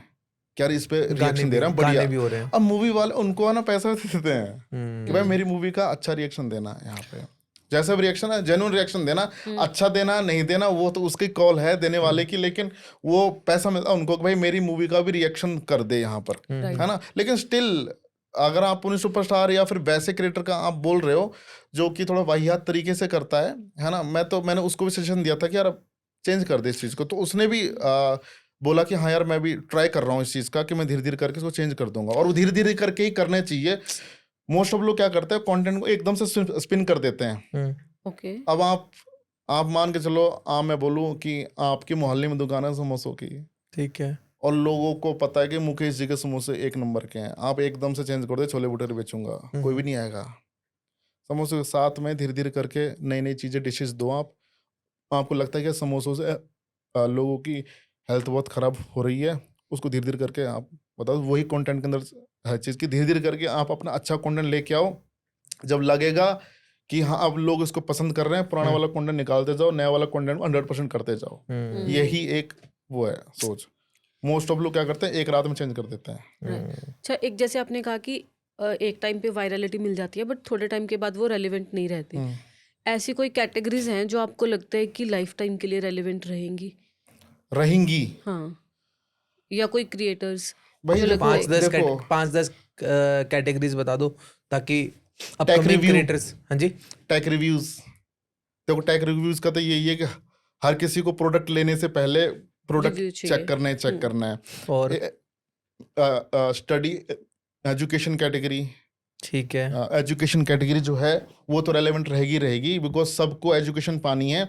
अब जैसे कुछ दिन पहले एक मेरा फ्रेंड है, वो टीचर ही था, वो कहता है यार क्या करना चाहिए, मुझे करना चाहिए। मैं क्या यार तू एक क्या बता, सीबीएसई के सारे कोर्सेज पढ़ा दे, सारे क्लासेस पढ़ा दे, छोड़ दे यूट्यूब पर, और उसके बाद में जो जो गवर्नमेंट नए नए करिकुलम में चेंजेस करे उसके बारे में वीडियो बना देना, और कुछ कुछ नई नई जो जीके वगैरह है उनके बारे में वीडियो बना देना। जो पुराने वीडियोज है ना वो तो हर साल चलेंगे, हर साल 6th क्लास में नया बच्चा जाएगा, हर साल किसी न किसी को वो सब्जेक्ट फिर से पढ़ना है ना, तो उसकी हर साल की, और एक बच्चा साल में 20 बार तेरा वीडियो देखेगा, राइट, तो उसको 20 बार रिव्यू करना है। एक स्टडी, एक एंटरटेनमेंट, अपना जो शॉर्ट फिल्म है या फिर अपन स्क्रिप्टेड वीडियो बोल सकते हैं, क्योंकि वो एंटरटेनमेंट का पार्ट है, वो तो चलेंगे अपने। बाकी अपने फूड जो स्पेसिफिक नीश वाली कैटेगरीज है ना, वो तो चलेंगी। क्योंकि देखो एक बात बताओ ना, फूड में जैसे मान चलो मेरे को घर के अंदर आज छोले कुलचे बनाने हैं, मेरे को नहीं आता बनाना, मैं देखता हूँ यार किसने बढ़िया बना रखा है ना। अब जिस पे अच्छे खासे व्यूअर है, मैं क्या यार इसके रिव्यू अच्छे हैं, इसने बढ़िया बना के दिया है, इसका रेसिपी अच्छी, इसकी रेसिपी कॉपी करता हूँ मैं बैठ के। जो नहीं बनानी चाहिए ना, मैं आप रोस्टिंग, जो रोस्टिंग होती है ना, जो रोस्ट करते हैं अपन, है ना, वो तो बनानी ही नहीं चाहिए। रोस्ट वाला नहीं करना चाहिए, रोस्ट वाला नहीं करना चाहिए आपको, बिल्कुल ही, क्योंकि बिकॉज कैरी मिनाटी तो एक रोस्ट कल्चर से इतना बड़ा हुआ है भाई। देखो आज टाइम वो रेगुलर नहीं कर रहा ना, अब कैरी ने अपना एक रोस्ट का पैटर्न बिल्कुल चेंज कर दिया है, बिल्कुल चेंज कर। आजकल वो जो रोस्ट करने का तरीका है उसका भी, अब देखो जो टॉप पे है उसको तो लोग देखेंगे, लेकिन उसके चक्कर में नीचे वाले लोग और ऊपर जा रहे हैं ना, उसका मुझे थोड़ा सा इररिलेवेंस ही लगता है। क्योंकि अब जैसे कुछ लोग हैं जो उसके अंदर अब्यूजिव वर्ड्स का बहुत ज़्यादा यूज़ लेते हैं, गाली गलौज करते हैं, सारी चीज़ें करते हैं, एक टाइम के बाद में ना ये हो जाता है कि यार कितनी सुनूं इसकी मुँह से गालियाँ मैं, है ना, कितनी सुनूं। अब तो मेरे को तेरी गाली में हंसी आनी भी बंद हो गई है यहाँ पे। मैं ये देख लेता हूँ कि यार हाँ, इस क्रिएटर ने बहुत दिन बाद में एक वीडियो डाली है तो बहुत अच्छा है, कैरी ने अपना आपको ना बहुत अच्छा स्पिन किया बीच में अभी, अब वो अभी स्क्रिप्टेड फुल प्रोडक्शन के साथ में कंटेंट बनने लग गया, तो वो उसका एक मूव है अच्छा, और बहुत अच्छा मूव है उसका वो वाला, कि उसने अपने आपको एक डिफरेंट तरीके से वो कहने, तो लोग है ना जो कैरी का पहले वाला कंटेंट था कि बैठ के मुझे वीडियो बनानी है, उस कंटेंट को फॉलो करते करते पता नहीं कितने क्रिएटरों ने है ना अपना कंटेंट वैसा क्रिएट कर लिया है। बट वो स्पिन उसका हिट भी मारा काफी, है ना, डोली चाय वाला कह रहे होंगे आप। हाँ बहुत तगड़ा हिट मारा प्रोडक्शन के साथ जो किया वो तो देखो, वो तो उसके बाद उसने बहुत सारे अच्छे प्रोडक्शन की वीडियोस बनाई हैं, और आज भी बनाता ही है वो। एक और भी चीज पूछूं मैं इसके अंदर आपसे, जैसे उसके अंदर ना बहुत ज्यादा एब्यूसिव किया हुआ है, बहुत बड़े बड़े नाम लेके एक वीडियो के अंदर उन्होंने, जिसके अंदर ना स्पूफ वीडियो बनाई है 4-5 लोगों की, जिसके अंदर सदगुरु भी है उसके अंदर, उसके अंदर अंबानी भी है, उसके अंदर टेक्निकल गुरुजी भी है। तो ये सब करना पॉसिबल है, मतलब यानी कि वो लोग कुछ नहीं बोलते हैं यार, ये लोग मोस्टली है ना परमिशन ले लेते हैं लोगों से, मोस्ट ऑफ लोगों से परमिशन ले, जो बड़े क्रिएटर हैं जिनके अच्छे कनेक्शन है ना, उनको पता नहीं कि कल को देखो बड़ा क्रिएटर है तो बड़े लेवल पे इंसान बेइज्जत होगा बोलने पे कि यार कैरी तो इतना बड़ा मतलब क्रिएटर है जिसके एक वीडियो से कोई इंसान पंप भी हो सकता है, उसका करियर भी डूब सकता है, सिंपल सी बात है। तो वो परमिशन ले लेते हैं कि भाई मैं इतना बोलूंगा क्या रेलेवेंट है, क्योंकि वो खुद भी जो लिखता होगा उसको पता है कि भाई मैं इससे लोग स्माइल करेंगे, हंसेंगे इसके लोग, लेकिन इससे ना डिफेम नहीं होगा सामने वाला इंसान।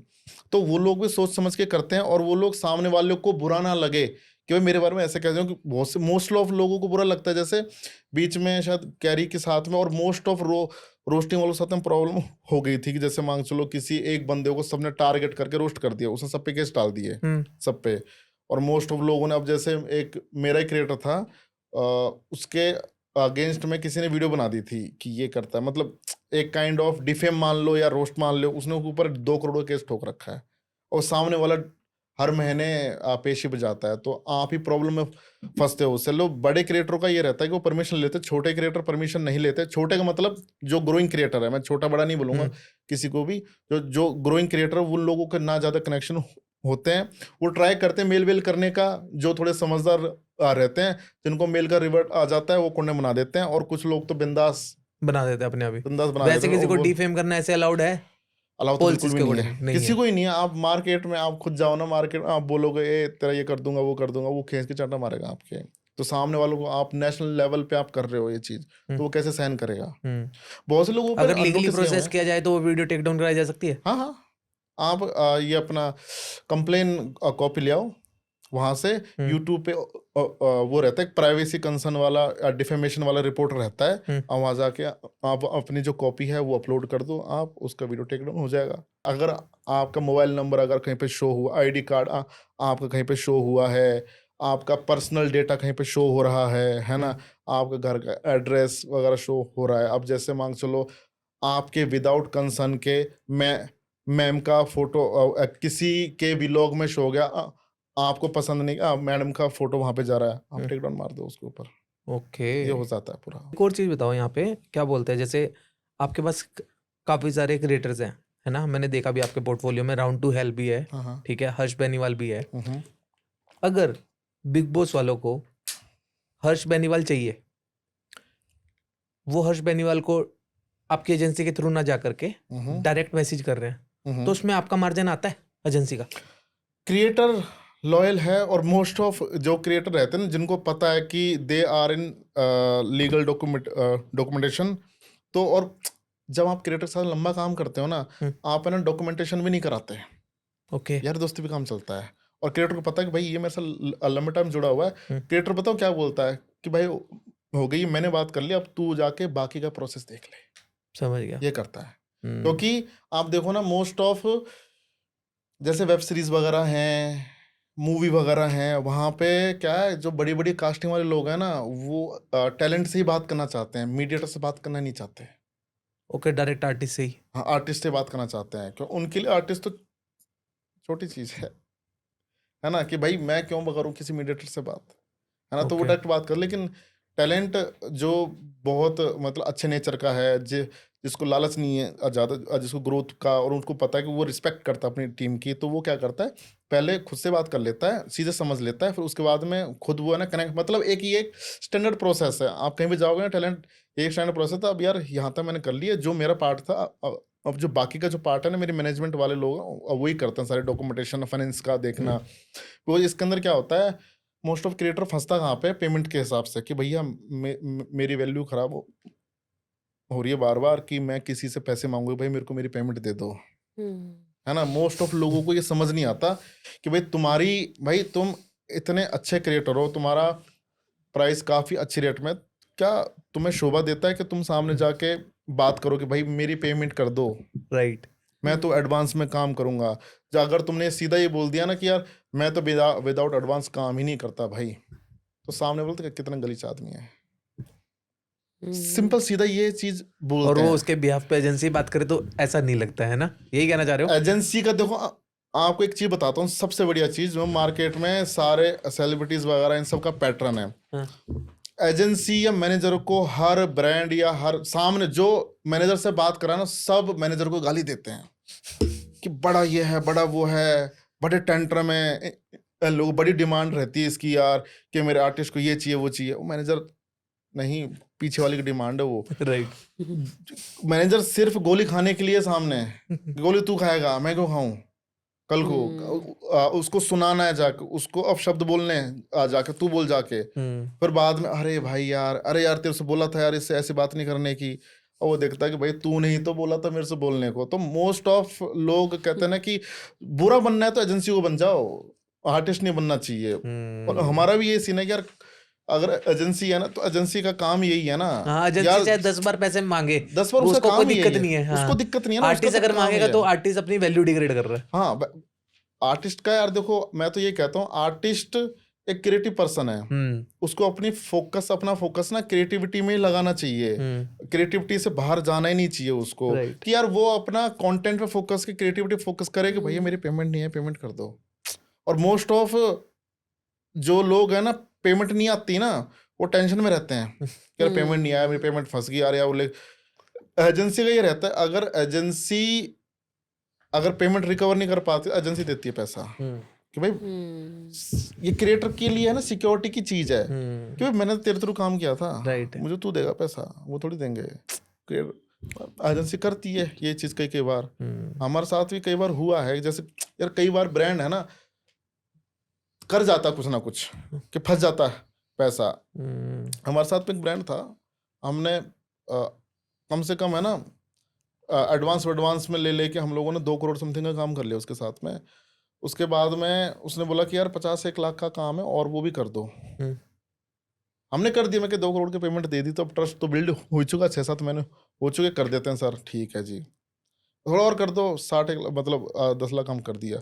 हमने सोचा कि ले लेंगे पैसे यार, कहाँ जाएगा, 1 महीने 2 महीने 3 महीने 4 महीने हो गए, हमने बोला भैया पेमेंट कर दो। हाँ कर रहा हूँ। 6ठे महीने में एक वो आते न्यूज़ की इस कंपनी ने खुद को बैंकक्रप्ट घोषित कर दिया, ले लो पैसे। क्या केस करोगे उसके ऊपर? केस नहीं कर सकते ना बैंकक्रप्सी के ऊपर तुम। आज जिसने खुद को ही दिवालिया घोषित कर दिया है। और ऐसे केस में आर्टिस्ट सपोर्ट करता है फिर आपको, जिससे कैंपेन कराया था? नहीं करता, वो लेता है भाई।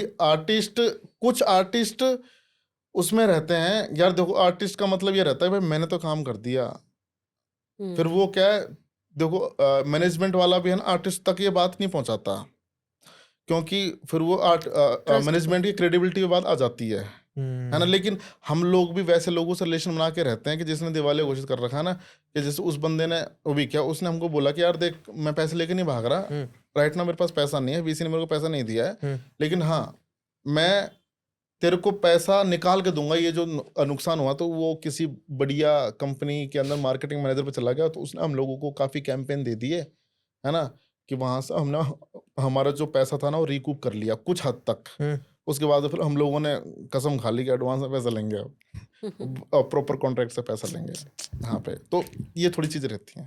अच्छा, आप ये बता रहे थे एक तो कि क्या कौन सी कैटेगरी नहीं करनी चाहिए? एक तो रोस्टिंग कैटेगरी में नहीं है, प्रैंक कैटेगरी, प्रैंक नहीं करना चाहिए। प्रैंक में तो क्या है, आप जैसे मनीष भाई हैं, जो मुकेश भाई हैं, हाँ।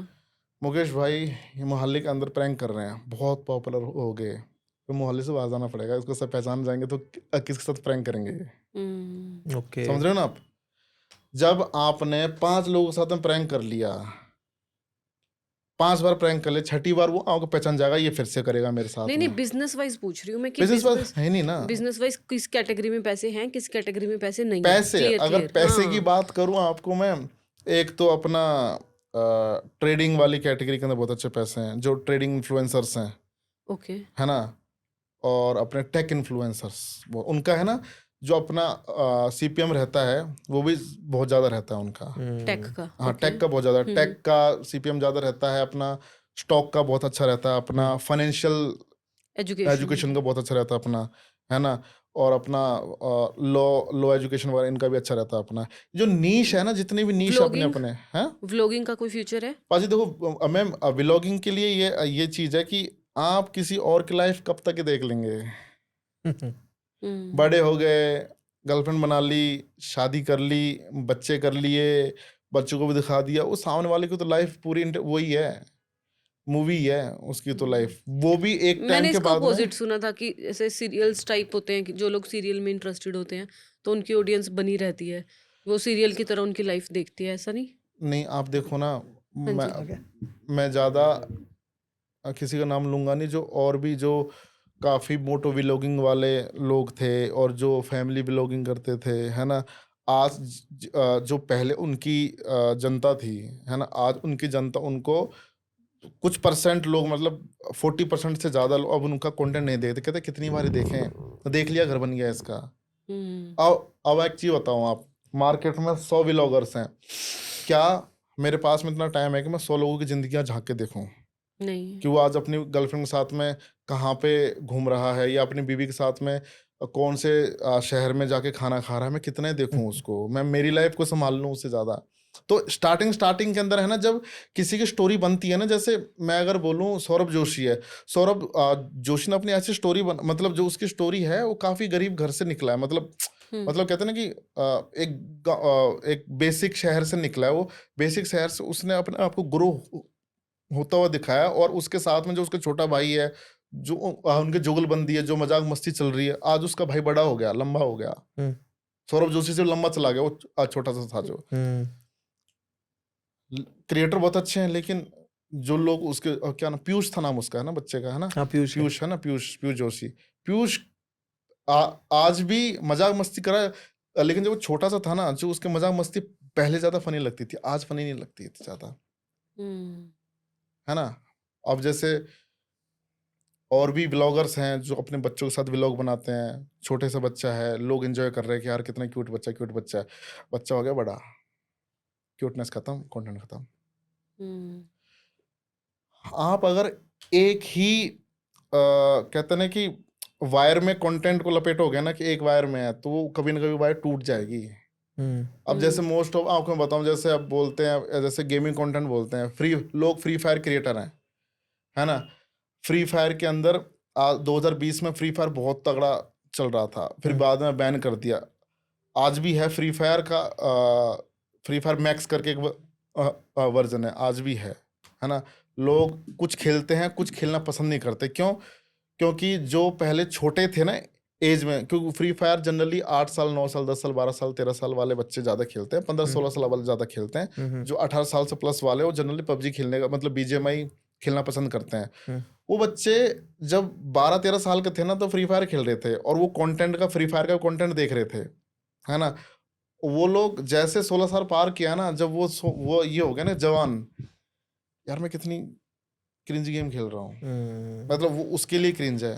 जो उसका कहता है यार इससे बढ़िया तो मैं पबजी खेल लूँ, वो पबजी पे शिफ्ट हो जाते हैं। जब पबजी पे शिफ्ट हुए, तो जो जिसका वो यूजर था, जो फ्री फायर गेम बना रहा था, सिर्फ फ्री फायर गेम बना रहा था, उसका व्यूअरशिप डाउन हो गया। और सबका हुआ, सबका एक साथ सबका हुआ है, यानी कि सबका हुआ है।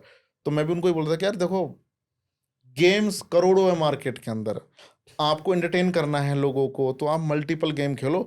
एक गेम को अपना USP बनाओ, और उसके बाद में बीच बीच में आप फ्लेवर देते रहो, कि आप सिर्फ एक गेम पे ही डिपेंड ना रहो। राइट। आप यूजर लो, गेमिंग जनता लो, जिसको सब कुछ पसंद है, Right. ना कि सिर्फ एक ही चीज पसंद है। समझ रहे हो ना।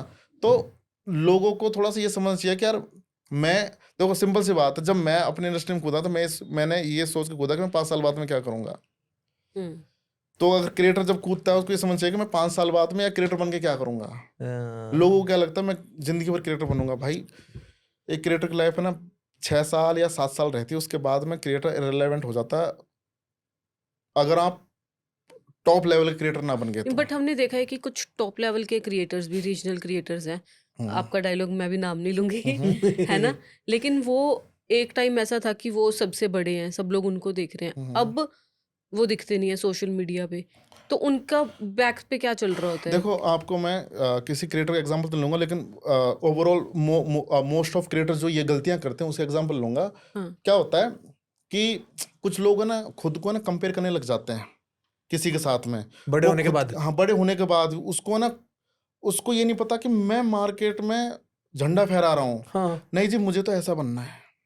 ऐसा होता है, ऐसा ही हुआ है, मुझे ऐसा बनना है। अब ऐसा बनने में क्या हो गया, अब जैसे मान के चलो, एक रीजनल क्रिएटर है और एक अपना मॉडर्न जनता वाला क्रिएटर है।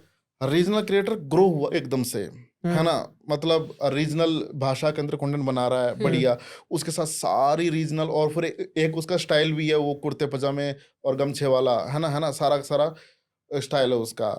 अब Tier 2 और Tier 3 की जनता फुल है उसके पास में, है ना, लेकिन उसको बनना किसी और जैसा, कि मेरे को यार वो वैसे बनना है, मैं वैसे कंटेंट बनाऊंगा।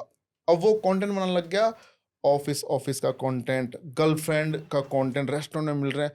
Tier 2 Tier 3 की जनता, जिन्होंने आज तक गर्लफ्रेंड नहीं बनाई ढंग से, उनके लिए रेलेवेंस वो कहते हैं यार मैं रिलेट ही नहीं कर पा रहा इससे। नहीं यार, इस बंदे को तो यार मैं उसी, वो जो था ना पहले का बंदा, यार मैं उसी चीज के अंदर पसंद करता हूँ। तो धीरे धीरे वो मतलब वैसे क्रिएटर समझ नहीं पाया उस चीज को, और वो धीरे धीरे वो ही कंटेंट बनाता रहा, और धीरे धीरे धीरे करके उसको जो चार्म है ना, वो खत्म हो गया। क्योंकि उसको, वो खुद को क्रिंज समझता था, यार मैं क्रिंज बनाता हूँ, यार मैं अपना आपको स्टैंडर्ड। भाई क्रिंज नहीं, आपको पसंद करने वाली जनता है। जिनको नहीं पसंद आ रहा कंटेंट, वो क्रिंज बोलते, लेकिन जिनको पसंद आ रहा, लेकिन लोगों को ये समझ नहीं आता कि 100 में से 5 लोगों ने तुमको क्रिंज बोल दिया ना, वो तुम्हें चुभ जाएगा, लेकिन 95 लोगों ने तुमको बोला ना कि ओके नाइस, वो तुम्हें समझ नहीं आ रहा।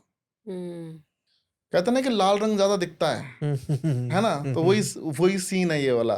तो वो जो क्रिएटर था, या फिर वैसे जो क्रिएटर हैं मार्केट के, इस हिसाब से बिल्कुल डाउनग्रेड चले गए, और उसके बाद वो उठ नहीं पाए।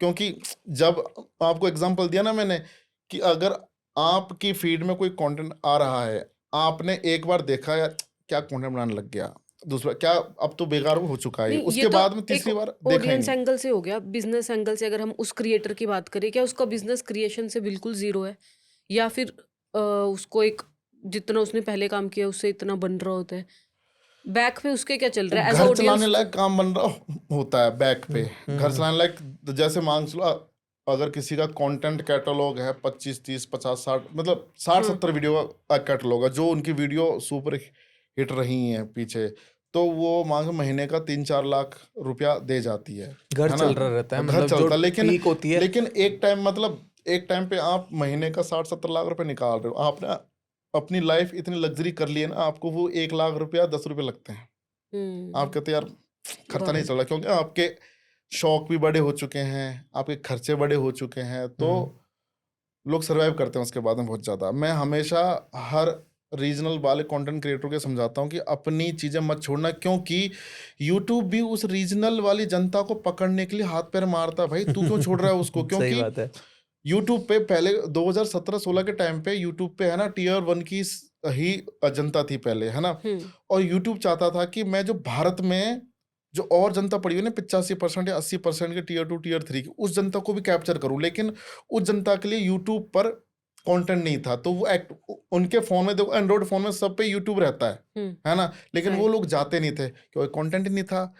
जैसे ही किसी रीजनल कंटेंट क्रिएटर ने कंटेंट डाला ना, तो आप देखना वो कंटेंट 70 से 80% व्यूज रिकमेंडेड रहते हैं उनके। यूट्यूब खुद रिकमेंड करता है, क्योंकि कंटेंट जब ग्रो होगा तो क्रिएटर और कंटेंट बनाएगा, उसको देख के और कंटेंट क्रिएटर वैसा कंटेंट बनाएंगे। तो वो टियर 2 टियर 3 के लिए कंटेंट पूल इकट्ठा कर रहा है कि जहां पे मैं वो सारी जनता को उठा के यहाँ पटक दूं और वो जनता एक्टिव हो जाए बढ़िया। आप देखो ना, लोग कहते हैं ना कि यार, अब जैसे मोस्ट ऑफ क्रिएटर कहते हैं ना, यार ये जो क्रिएटर देखो गांव का क्रिंज कंटेंट बनाते हैं, लेकिन ये तो 100 मिलियन व्यूज आ रही है इनकी, मैं तो इंस्टाग्राम पे चली जाती है 100 मिलियन। हमारी वीडियो हम स्टैंडर्ड कंटेंट बना रहे हैं। भाई तू कंटेंट बना रहा है एक स्पेसिफिक नीश के लिए, है ना, जिनको वही चीज पसंद है। ये कंटेंट बना रहा है टियर 2 टियर 3 की जनता के लिए, जिनको यही चीज पसंद है। यही होता है वहां पर। गाँव में लोगों को यही चीज से हंसी आती है ना। आप देखो ना, आप जब गांव का मतलब ये टियर 2 टियर 3 कंटेंट देखोगे ना, वहां पे इररिलेवेंट लोग हंस रहे हैं जबरदस्ती का। हमें नहीं आती क्योंकि हम लोग शहरों में वो चीज नहीं करते, लेकिन गांव साइड में लोग यही करते हैं। उधर साइड अभी जैसे आपने बताया एक कमेंट्स 5 कमेंट्स की वजह से, है ना, 5 एग्जांपल दिया आपने, है ना, 100 में से 5 लोग अगर किसी चीज को गलत बोल रहे थे, उसकी वजह से एक क्रिएटर ने अपना करियर काइंड ऑफ बहुत डाउनग्रेड कर दिया। क्या वैसे कमेंट्स पढ़ने चाहिए उनको? कमेंट्स से इफेक्ट होना चाहिए?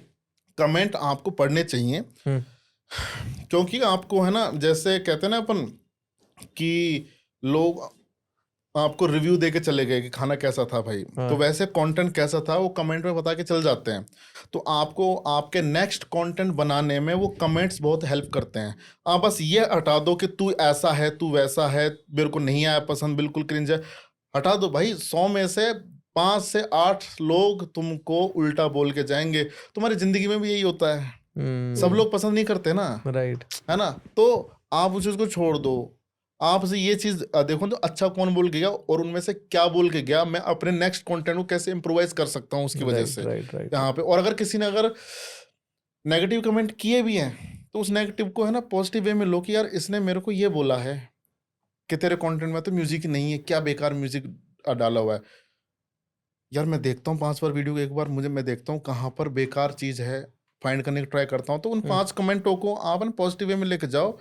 बस ये है कि उसको पढ़ के आप डिप्रेशन मत आ जाओ कि यार लोग मेरे बारे में बोल रहे। भाई जब तुम कहते ना कि गंगा में कूद गए तो भीगने से क्या बचोगे तुम अब। सही बात है, हाँ, छोड़ दो ना उस चीज को, कूद जाओ खुले में। राइट। जब आप कहते हो कि आप टैलेंट मैनेजमेंट करते हो या आर्टिस्ट मैनेज करते हो, तो उसमें एग्जैक्टली क्या क्या मैनेज करते हो? ब्रांड डील्स तो में समझ में आता है कि आप उनके बिहाफ पे करते हो, ओके। और आर्टिस्ट अपनी मर्जी से कितना कर सकता होता है उस टाइम पे, क्या नहीं, क्या पूछ के करता है, क्या आप डिसाइड करते हो? हाँ, वैसे तो मोस्ट ऑफ जो बाकी कंपनियां है ना, वो थोड़ा कंट्रोल में रखती है, लेकिन हमारी साइड से वैसा नहीं होता। हम आर्टिस्ट को खुला छोड़ते हैं। ओके। कि आर्टिस्ट को पता है कि उसकी लिमिट्स कितनी है और हमारी लिमिट कितनी है। हम आर्टिस्ट को ये बोल के रखते हैं भाई तेरा काम सिर्फ क्रिएटिविटी का, बाकी सारा काम हमारा है यहाँ पर। बाकी सारा काम में क्या क्या आता है? बाकी सारा काम में मान के चलो कंटेंट प्लानिंग हो गई, है ना। अब क्रिएटर कभी कभार क्रिएटिवली फंस जाता है, उसको समझ नहीं आता कि यार कंटेंट कैसा बनाऊं मैं, आज क्या चलेगा, कल क्या चलेगा, मेरे कंटेंट में खराबी बताते हैं लोग, है ना, क्या चला। हमारी कंपनी या मैं यहाँ बैठ के क्रिएटर को हम कंसल्टेंसी देते हैं चीज़ के अंदर, है ना। अब कभी कभार क्रिएटर बहुत डिमोटिवेटेड होता है, समझ नहीं आता, तो मोटिवेशन का काम तो रहता ही रहता है उसके अंदर कि यार देखो क्रिएटर अगर डाउन चला गया ना, एक साइकिल रहती है क्रिएटर की। क्रिएटर अगर किसी भी बात से डिप्रेशन में चला गया, डिप्रेशन में जाएगा तो क्रिएटिविटी ब्लॉक तो कंटेंट ब्लॉक तो चैनल डाउन तो फिर डिप्रेशन, फिर वो साइकिल ऐसे घूमती रहती है। सो इमोशनल सपोर्ट हो गया एक तो इमोशनल सपोर्ट, ठीक है, कंटेंट प्लानिंग स्ट्रेटजीज में हेल्प करते हो। फाइनेंस देखना उनका प्रॉपर सारा फाइनेंस इन व्हाट सेंस, जैसे फाइनेंस देखो, मोस्ट ऑफ क्रिएटर्स को टैक्सेशंस का कुछ नहीं पता, अच्छा, बजटिंग का कुछ नहीं पता। 70% क्रिएटर्स को मैंने ना इस बारे में ट्वीट भी किया था एक बार कि अपने सो कॉल्ड सीए से आप जाके पूछ लो ये जीएसटी नाम की चीज़ क्या होती है। लास्ट के साल के लास्ट में जाके सीए फिर तुमको बोलेगा तड़ाक सरप्राइज जीएसटी भरना है, तो आप आज जीएसटी भराओ। मोस्ट ऑफ लोगों को ये नहीं पता रहता कि जीएसटी क्या है, टैक्स कितना है, और टीडीएस जो कट के आता है वो काटते क्यों हैं, क्योंकि मोस्ट ऑफ क्रिएटर लड़ते हैं कि मेरा ये पैसा क्यों काट रहे हो, है ना, 10% क्यों काट रहे हो।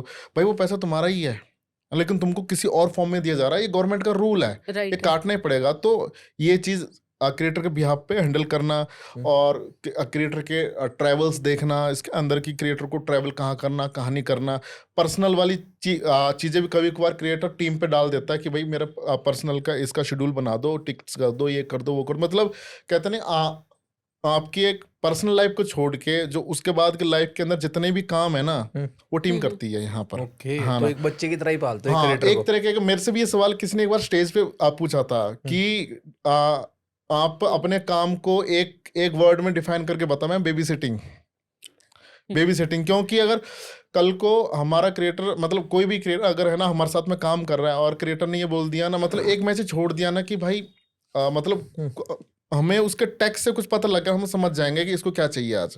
मतलब कहते हैं ना कि जो पेरेंट्स हैं अपने बच्चों को रोना देख कर समझ जाते हैं इसको भूख लग रही है, ये इसको जिद कर रहा है, हम लोग वो समझ जाते हैं इस चीज के अंदर। तो जब साथ में रहते हैं वो पता लग जाता है कि इसका सोने का टाइम कितने बजे, इसका बाहर जाने का टाइम कितने बजे, ये गर्लफ्रेंड के साथ में घूमने कब जाता है, पिक्चर देखने कब जाता है, वीडियो कब बनाता है ना। तो हमको सब कुछ पता रहता है इस ये चक्कर में। जब सब चीज हम लोग कंट्रोल नहीं करते हैं, पहले क्रिएट बता रहा हूँ, कंट्रोल नहीं करते हैं, फुल्ली फ्लेक्सिबल है। क्योंकि हम देखो क्रिएटर समझता कैसे है कि हम लोग उसको एक बार बोलेंगे भाई ये गलत काम है, ये नहीं करना, वो करता है, फिर से दूसरी बार बोलेंगे कि नहीं करना, फिर से वो फंस जाएगा उसके अंदर, तीसरी बार वो खुद सोचेगा नहीं यार टीम ने मेरे को 2 बार बोला, 2 बार ही होगा, अब मैं सारी चीज टीम से पूछ के करूंगा। तो वो खुद ही है ना, हम यहाँ से प्रेशर डालते, वो खुद ही हम चीज़ों को बताना स्टार्ट कर देता है। क्योंकि हम 2 बार टोकेंगे, नहीं मानता, तीसरी बार हम बोलते भी नहीं तो क्रिएटर खुद ही समझ लग जाता है कि यार ये मेरे ऊपर प्रेशर डालने की ट्राई करते हैं, मेरे को कंट्रोल करने की ट्राई करते हैं। तो क्रिएटर को आप जितना खुला रखोगे, है ना, खुला इन द सेंस कि भाई फ्रीडम है क्रिएटिविटी की, काम की फ्रीडम है, लेकिन किन के साथ में काम करना है, कैसा काम करना है ना। क्योंकि यह सिंपल सी बात है, अगर हम लोग क्रिएटर के साथ में काम कर रहे हैं तो दोनों का बिजनेस डायरेक्टली प्रोपोर्शनल है। तेरा बिजनेस नीचे जाएगा तो कंपनी का भी नीचे जाएगा। तो कंपनी चाहे मान चलो अगर कोई कंपनी का लगाव भी नहीं है क्रिएटर के साथ में, बिजनेस के साथ तो है ना, तो क्रिएटर को ग्रो ही करवाएगा, नीचे नहीं लेके जाएगा।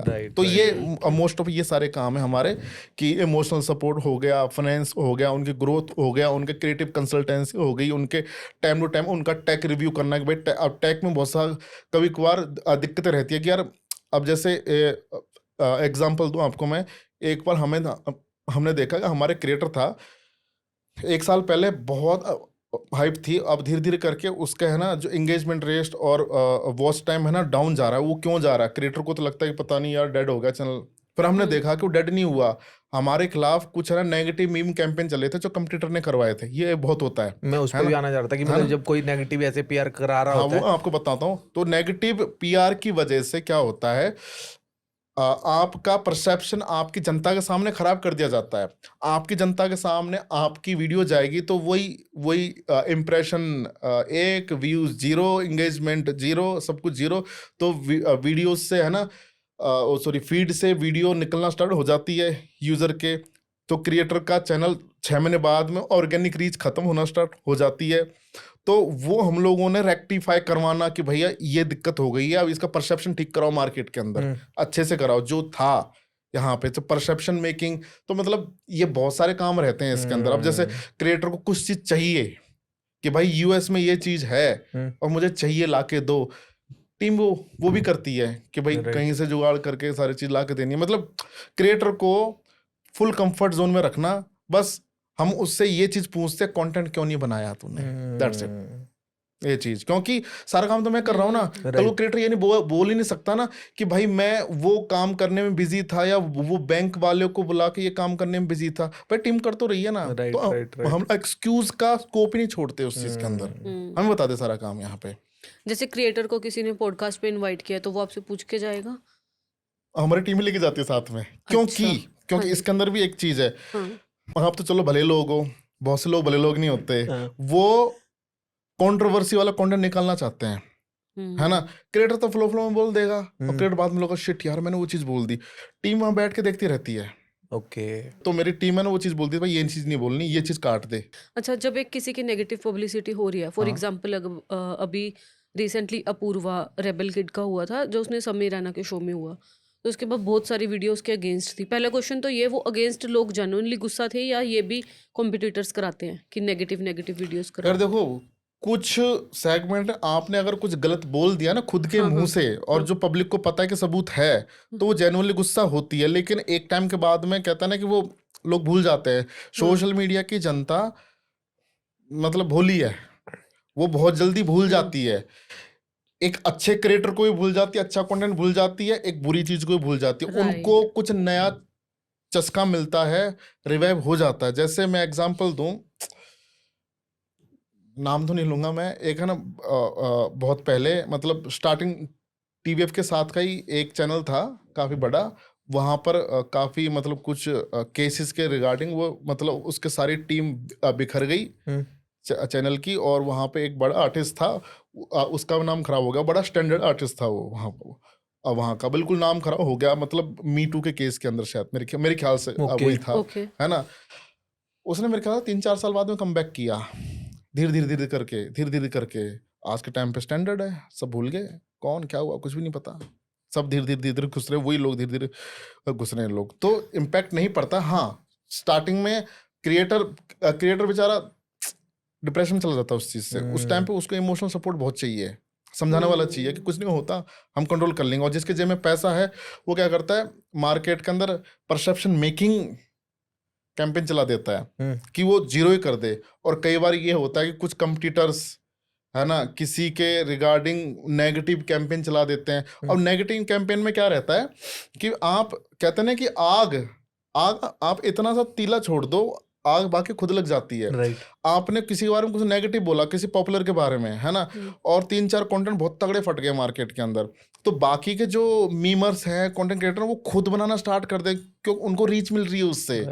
उसको ही नहीं पता कि भाई इतनी से आग लगी थी, तुमने इतनी बड़ी बना दी आग, और सामने वाला कितना डिप्रेशन में जाएगा, है ना। तो अब जैसे एल्विश के रिगार्डिंग भी काफी मार्केट में नेगेटिविटी फैली थी, जिसके अंदर उसका बेचारा कुछ नहीं था उसका, है ना। वो न्यूज़ वाली कह रहे हो? हाँ न्यूज़ वाली काफी नेगेटिविटी हुई थी ना उसके बारे में। यार देखो जब नेगेटिविटी फैलती है तो क्रिएटर ये नहीं कि वो मौज काट रहा है, वो डिप्रेशन में जाता है। मैंने उसको बोला भी था कि मैं क्या तेरे व्लॉग दिख रहे हैं तेरी, कहता भैया ठीक हूँ मैं क्या ठीक नहीं है तू, तेरे व्लॉग में जब तू जितनी मौज मस्ती काटता था ना, तेरे शक्ल पे दिखती है वो टेंशन, तू अब स्माइल नहीं करता वीडियो के अंदर भाई, है ना। तो वो क्रिएटर स्टिल डिप्रेशन में, यार एक ह्यूमन है, सब में इमोशनल चीजें रहती हैं, किसी का डाउन जाता है, किसी का अच्छा जाता है ना। तो डाउन में हर कोई कहते हैं डिप्रेशन में जाता है। तो अब जनता को क्या पता, जनता को मौज चाहिए बस किसी भी कंटेंट के अंदर।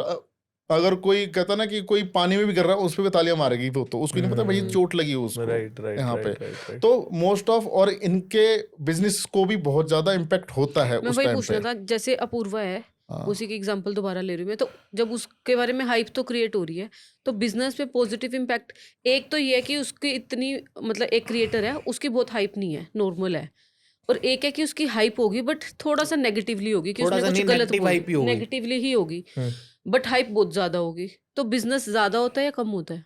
ये थ्योरी सक्सेसफुल भी है कि आज के टाइम पे वैसे वैसे क्रिएटर डाउनफॉल में ही आ जाते हैं, लेकिन वो लोग अपनी लेगेसी क्रिएट कर चुके हैं तो उनको फर्क नहीं पड़ता इन चीज़ों से, उनका नाम ही काफ़ी है, उनको व्यूज से फर्क नहीं पड़ता, उनका नाम ही काफ़ी है कि मैं इतना बड़ा क्रिएटर हूँ। उस टाइम से अब जैसे प्यूडीपाई है, प्यूडीपाई वो भी रोस्टिंग वाले था, है ना, वो इतना बड़ा है ना, उसको फर्क नहीं पड़ता कि मेरी वीडियो देख नहीं रहे। प्यूडीपाई की भी जनता बच्चों वाली है, आप देखना कभी भी बहुत बच्चों वाली है, तो हमारे पास रिकमेंड भी कम होता है, आता ही नहीं है मेरे ख्याल हाँ, इसीलिए मैं कहता हूँ। और वो जो 7-8 साल के बच्चों के अंदर जो ब्रांड है ना, ब्रांड का रेवेन्यू ज्यादा नहीं बनता ना। अच्छा, वो चैनल पे आप देखो ना, जो बच्चों के 7-8 साल का बच्चा बाइंग नहीं कर सकता ना, चीजों बाइंग को भी नहीं कर सकता, पेरेंट्स और से उसके पूछे लिए बिना, प्रोडक्ट भी नहीं, उसके लिए प्रोडक्ट भी नहीं है, प्रोडक्ट भी नहीं वो है। वाले, है ना। तो वो चीज़ लोगों को समझ नहीं आती कि भाई मेरा आरपीएम कम जाएगा, मेरा ये कम जाएगा। और most of brand roasting channel को टारगेट ही नहीं करते अच्छा, ऐड लगाने में। आप थोड़ी करोगे कभी भी उसको राइट टारगेट राइट वगैरह, राइट राइट। क्योंकि ब्रांड को भी ये चाहिए ना भाई, मेरे को ऐसे क्रिंज कंटेंट वाले या फिर जो अच्छा नहीं लगता मेरे को, जो लोगों को पसंद नहीं है जो कंटेंट, ऑडियंस नहीं है उसकी ऑडियंस नहीं है वो वाली। अच्छा भाजी, आपका एक क्रिएटर है हर्ष बेनीवाल, हाँ जी। है ना। मैं ये जानना चाह रहा था कि हर्ष और एक और क्रिएटर है मार्केट में, पूरवजा, वो भी आपके पास ही है क्या? नहीं, वो मतलब एक फ्रेंड के पास ही है ठीक अपने। है, मैं वही पूछ रहा था। हर्ष बेनीवाल के साथ ही पूरवजा ने ग्रो हाँ, किया पहले हाँ, अपने ग्राफ को, हाँ, आज इंडिपेंडेंटली वो स्टैंड कर रहे हैं। अभी बीच में एक शो आया है ट्रेडर, हाँ। वो हर्ष बेनीवाल को क्यों नहीं ऑफर हुआ, पूरवजा को ही ऑफर हुआ? क्योंकि बिकॉज हर्ष बेनीवाल तो काफी टाइम से मार्केट में है, और वो बोलते भी है पूरवजा कि हर्ष बेनीवाल को देख देख के ही सीखा मैंने काफी सारी चीजें। अब देखो बात ऐसी है, पूरव अभी रिसेंटली पंप खाया एकदम से अच्छे से, बहुत टैलेंटेड बंदा है वो, और बहुत आगे जाएगा। आज के टाइम पे उसके पास में अभी एक टीवीएफ का शो भी गया है नया, अभी आई है ना, उनकी पोस्ट और आई है। वो काफी शो कर चुका है। और भी उसको लोग इसलिए ले रहे हैं क्योंकि सारी इंडस्ट्री वालों को पता क्या लगता है, मेरे को फ्री की मार्केटिंग मिल जाए। कैसे? यार पंप पे है वो बंदा, हाँ, उसको अच्छा, देखने के लिए लोग शो तो समझ गए, देखेंगे कि समझ यार गए। ये कैसा प्ले करेगा। तो वो अपने साथ में ना ऐसे वायरल बंदों को ले जाते हैं। आप खुद देखो ना कि जैसे कभी कभार बिग बॉस वाले भी या फिर और रियलिटी शो वाले भी इन्फ्लुएंसर को उठा के ले जाते हैं। वो क्यों उठा के ले जाते हैं? क्योंकि इनकी खुद की एक फॉलोअरशिप है, वहां से भी जनता इनको देखेगी यहाँ पर। तो जो इंसान बहुत वायरल चल रहा है उसको तो लोग पिक करेंगे ही करेंगे यहाँ पर। बेनीवाल को भी बहुत अच्छे मतलब बहुत अच्छे शो मिले हुए। ये नहीं कि बेनीवाल का कुछ डाउन हुआ है या उसको शो नहीं हुआ, उसको उसके रेलेवेंसी के हिसाब से शो मिल रहे हैं, और पूरब को उसके रेलेवेंसी के हिसाब से शो मिल रहे हैं। आज इसलिए ज्यादा मिल रहे हैं क्योंकि उस अभी है ना वायरल बहुत ज्यादा है, पंप है मार्केट के अंदर, और लोगों को उसके पंप से मार्केटिंग चाहिए फ्री के अंदर, है ना। और उसको जब उसका पंप थोड़ा सा नीचे भी होगा ना तो भी उसको काम मिलेगा, बिकॉज वो तब तक अपना नाम बना चुका होगा, और वो अपना एक कहते हैं ना उसके एक्टिंग स्किल भी अच्छे हैं, राइट, तो वो एक रेलेवेंट भी रहेगा मार्केट के अंदर। तो अब मिलने का एक यही मेरा आंसर है। भाई हमने ना काफी एक्टर्स का भी पॉडकास्ट किया है। एक और भी चीज आ गई मेरे माइंड में, जैसे Harsh Beniwal as a content creator grow हुआ, तो बाद में जब आप इनको शोज वगैरह दिला रहे हो, अमेजोन वगैरह पे भी दिलाया, काफी वेब सीरीज भी दिलवाई, तो इनको एक्टिंग क्लासेस भी ज्वाइन कराते हो या फिर डायरेक्ट ही चले जाते हैं? डायरेक्ट चल जाते हैं। तो अच्छा, सारे इन लोगों को देखो, जो ऑलरेडी कंटेंट क्रिएटर जो एक्टिंग वाले सेगमेंट में जो स्क्रिप्टेड वीडियोस हैं वहां पे, है ना, वो लोग अगर 5-6-7 साल से कर रहे हैं ना, वो लोग जैसे स्वैगर शर्मा है या हर्ष बेनीवाल है या और भी क्रिएटर हैं, है ना, उन लोगों ने खुद को काफी ज्यादा बना लिया है, क्राफ्ट पे अपने काम कर लिया है। हाँ, काफी खुद पे काम कर लिया है। और जब इनको मूवी ऑफर होती है ना तो टेस्ट वगैरह लिया जाता है इनका प्रॉपर, ठीक है, कि भाई ये रेलेवेंट रहेंगे मेरी उसके लिए, एक्टिंग कर पाएगा, तब जाके सिलेक्ट होते हैं ये। जैसे बेनीवाल को सबसे पहले स्टूडेंट ऑफ द ईयर 2 में गया था, हाँ, बिल्कुल, उसको मिला था। वो उस टाइम भी एक्टिंग अच्छी करता था वो, है ना।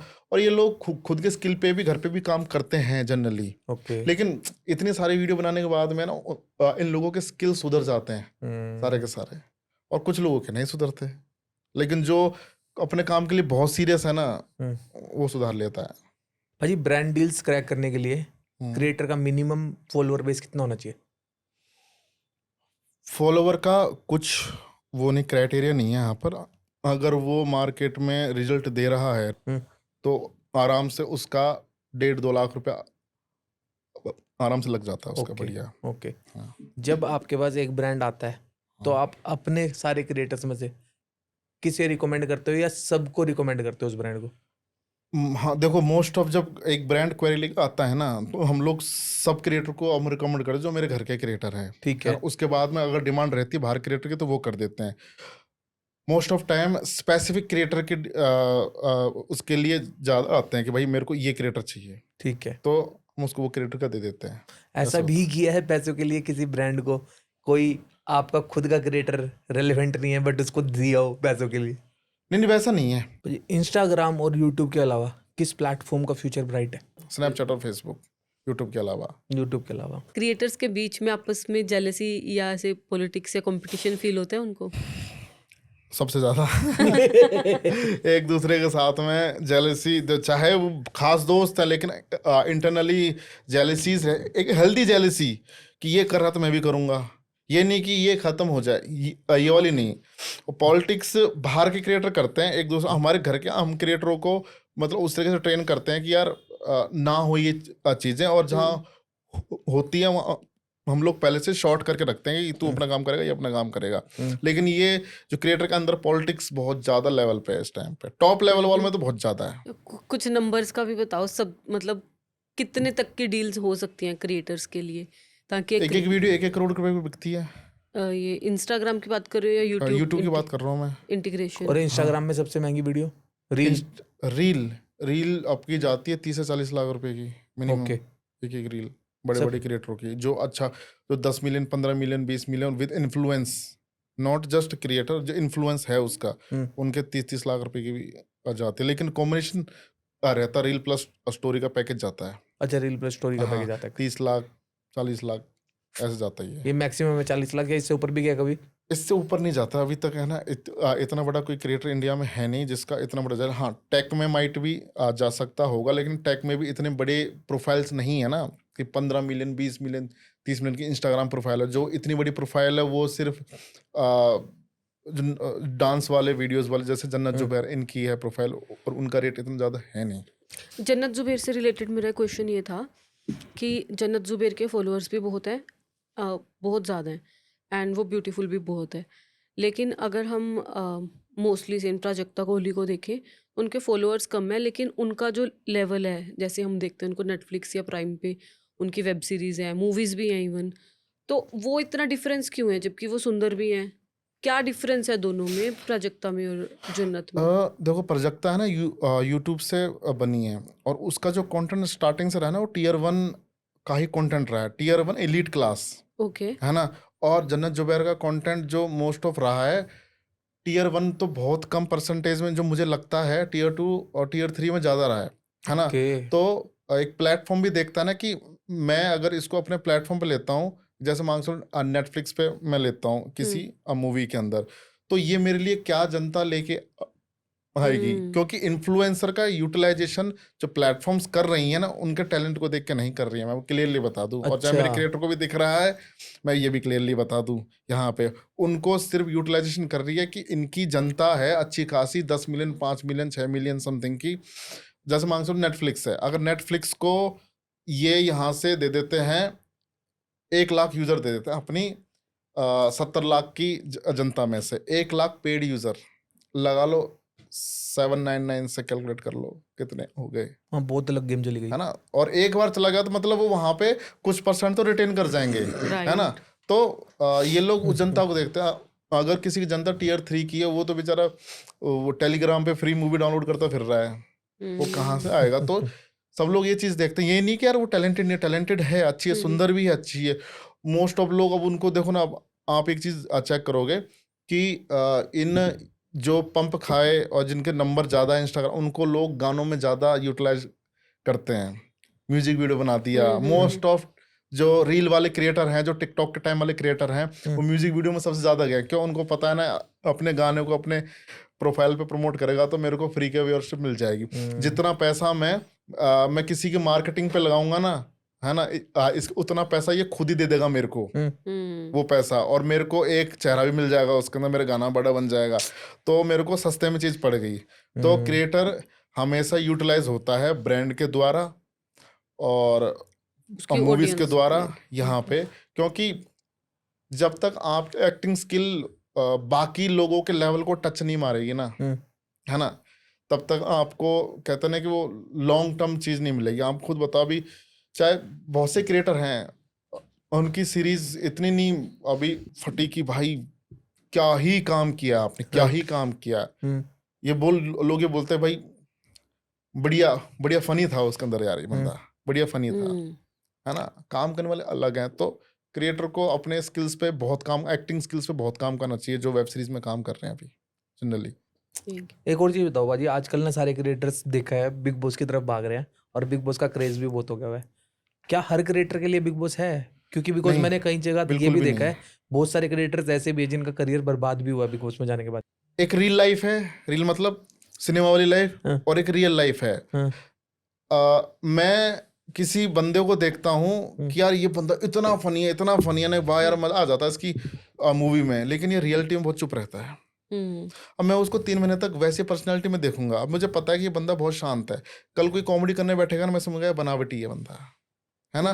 तो इंसान को वो सिनेमा वाली लाइफ वाले बंदे जब है ना रियल लाइफ में दिखते हैं ना, फिर वो दोबारा उसको सिनेमा या रियल लाइफ में नहीं देखना पसंद करते, है ना। आप खुद देख लो ना, जितने भी लोग हैं, कौन इतना ज्यादा, मैं एल्विश की बात करूं, वो तो रियल लाइफ में ही है अब, रियल लाइफ में कहाँ गया, वो रियल लाइफ में ही है, वो शो भी सारे रियलिटी के कर रहा है अब, तो उसको फर्क नहीं पड़ रहा ना यहाँ पे। लेकिन जो एक्टिंग करता था, हाँ।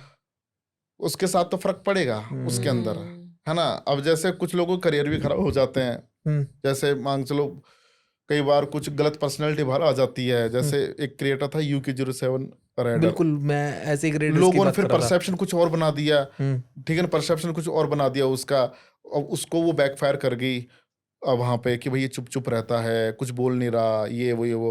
फिर किसी ने उसकी गलत मार्केटिंग करा दी, मार्केट में ये मीमर ने उस ज़्यादा पंप कर दिया उसको, जोकर वाली चीज़ को, है ना। मतलब वो भी कहते हैं यार मैंने ऐसा क्या किया था, लेकिन कहते हैं कि बैकफायर कर जाती है कभी कभार चीज़ें, लेकिन मोस्ट ऑफ टाइम जो रील और रियल वाला जो सेगमेंट है वो तो चलता ही चलता है। तो यहाँ हम लोग भी है ना बिग बॉस में भेजने से पहले 20 बार सोचते हैं कि यार ये चीज़ ना हो जाए। एक्टिंग वालों को तो हम लोग थोड़ा बहुत वही करते हैं, थोड़ा सा कंट्रोल वे में अगर जाना है ना, जल्दी बाहर जाना ये चीज़ है, क्योंकि वहां पे तो आप रह भी नहीं सकते साथ में गाइड करने के लिए। ऐसा कुछ नहीं, वो तो हम पहले से वो तो हम पहले से गाइड करके भेजेंगे, अगर भेजेंगे तो। राइट। कोई ऐसा ब्रांड जिसके साथ आपको काम करके बहुत मजा आया हो, डील करके? हाँ, बहुत सारे ब्रांड है, जैसे मोबाइल प्रीमियर लीग है ना, प्रोबो है हमारे ब्रांड, है ना। और वहाँ मेजर ब्रांड यही है, ये ना फ्लेक्सिबल है बहुत सारी चीज़ों के लिए। भाजी कोई ऐसा फेवरेट प्रोजेक्ट है ना जिसको करते हुए बहुत ही एंजॉय किया हो ब्रांड रिलेटेड? हाँ।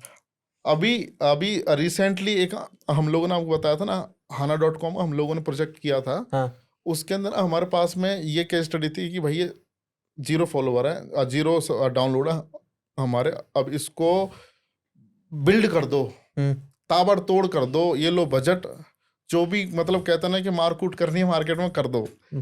हम लोगों को अथॉरिटी काफ़ी अच्छी दी हुई थी, हम लोगों ने काफ़ी अच्छा काम किया इस चीज़ के अंदर। मतलब जो हमें लगता था ना, मतलब कहते ना कि अगर वो कहते ना कि पैसा फेंक तमाशा देख वाली चीज़ वाली, है ना, वो वाली चीज़, तो हम लोगों को काफ़ी आज़ादी थी इसके अंदर काम करने की। कोई ऐसा क्रिएटर आपको लगता है कि जो अभी रिसेंट 25 में या फिर अभी 2026 में बहुत ब्लो करेगा? ब्लो वाला अभी तक मेरे को, देखो ब्लो क्या होता है, देखो इंस्टाग्राम की ब्लो को अभी जैसे पूरब कर गया है ना, पूरा अभी जैसे ब्लो को हम उसमें जो लॉन्ग फॉर्मेट वाले बंदे हैं ना, लॉन्ग टर्म जाते हैं, शॉर्ट फॉर्म वाले बंदे का आप कभी भी ये चीज़ ट्राई करना, वो 6 महीने टिकता है। तो अभी मेरे को अभी पिछले 6 महीने से वैसा कोई क्रिएटर अभी तो दिखा नहीं है मार्केट के अंदर। हाँ, विजय 3 खाएगा बोल सकता हूँ कि वो एक बहुत लंबे टाइम तक रेलेवेंट रहेगा, है ना, और वो लंबा जाएगा काफ़ी।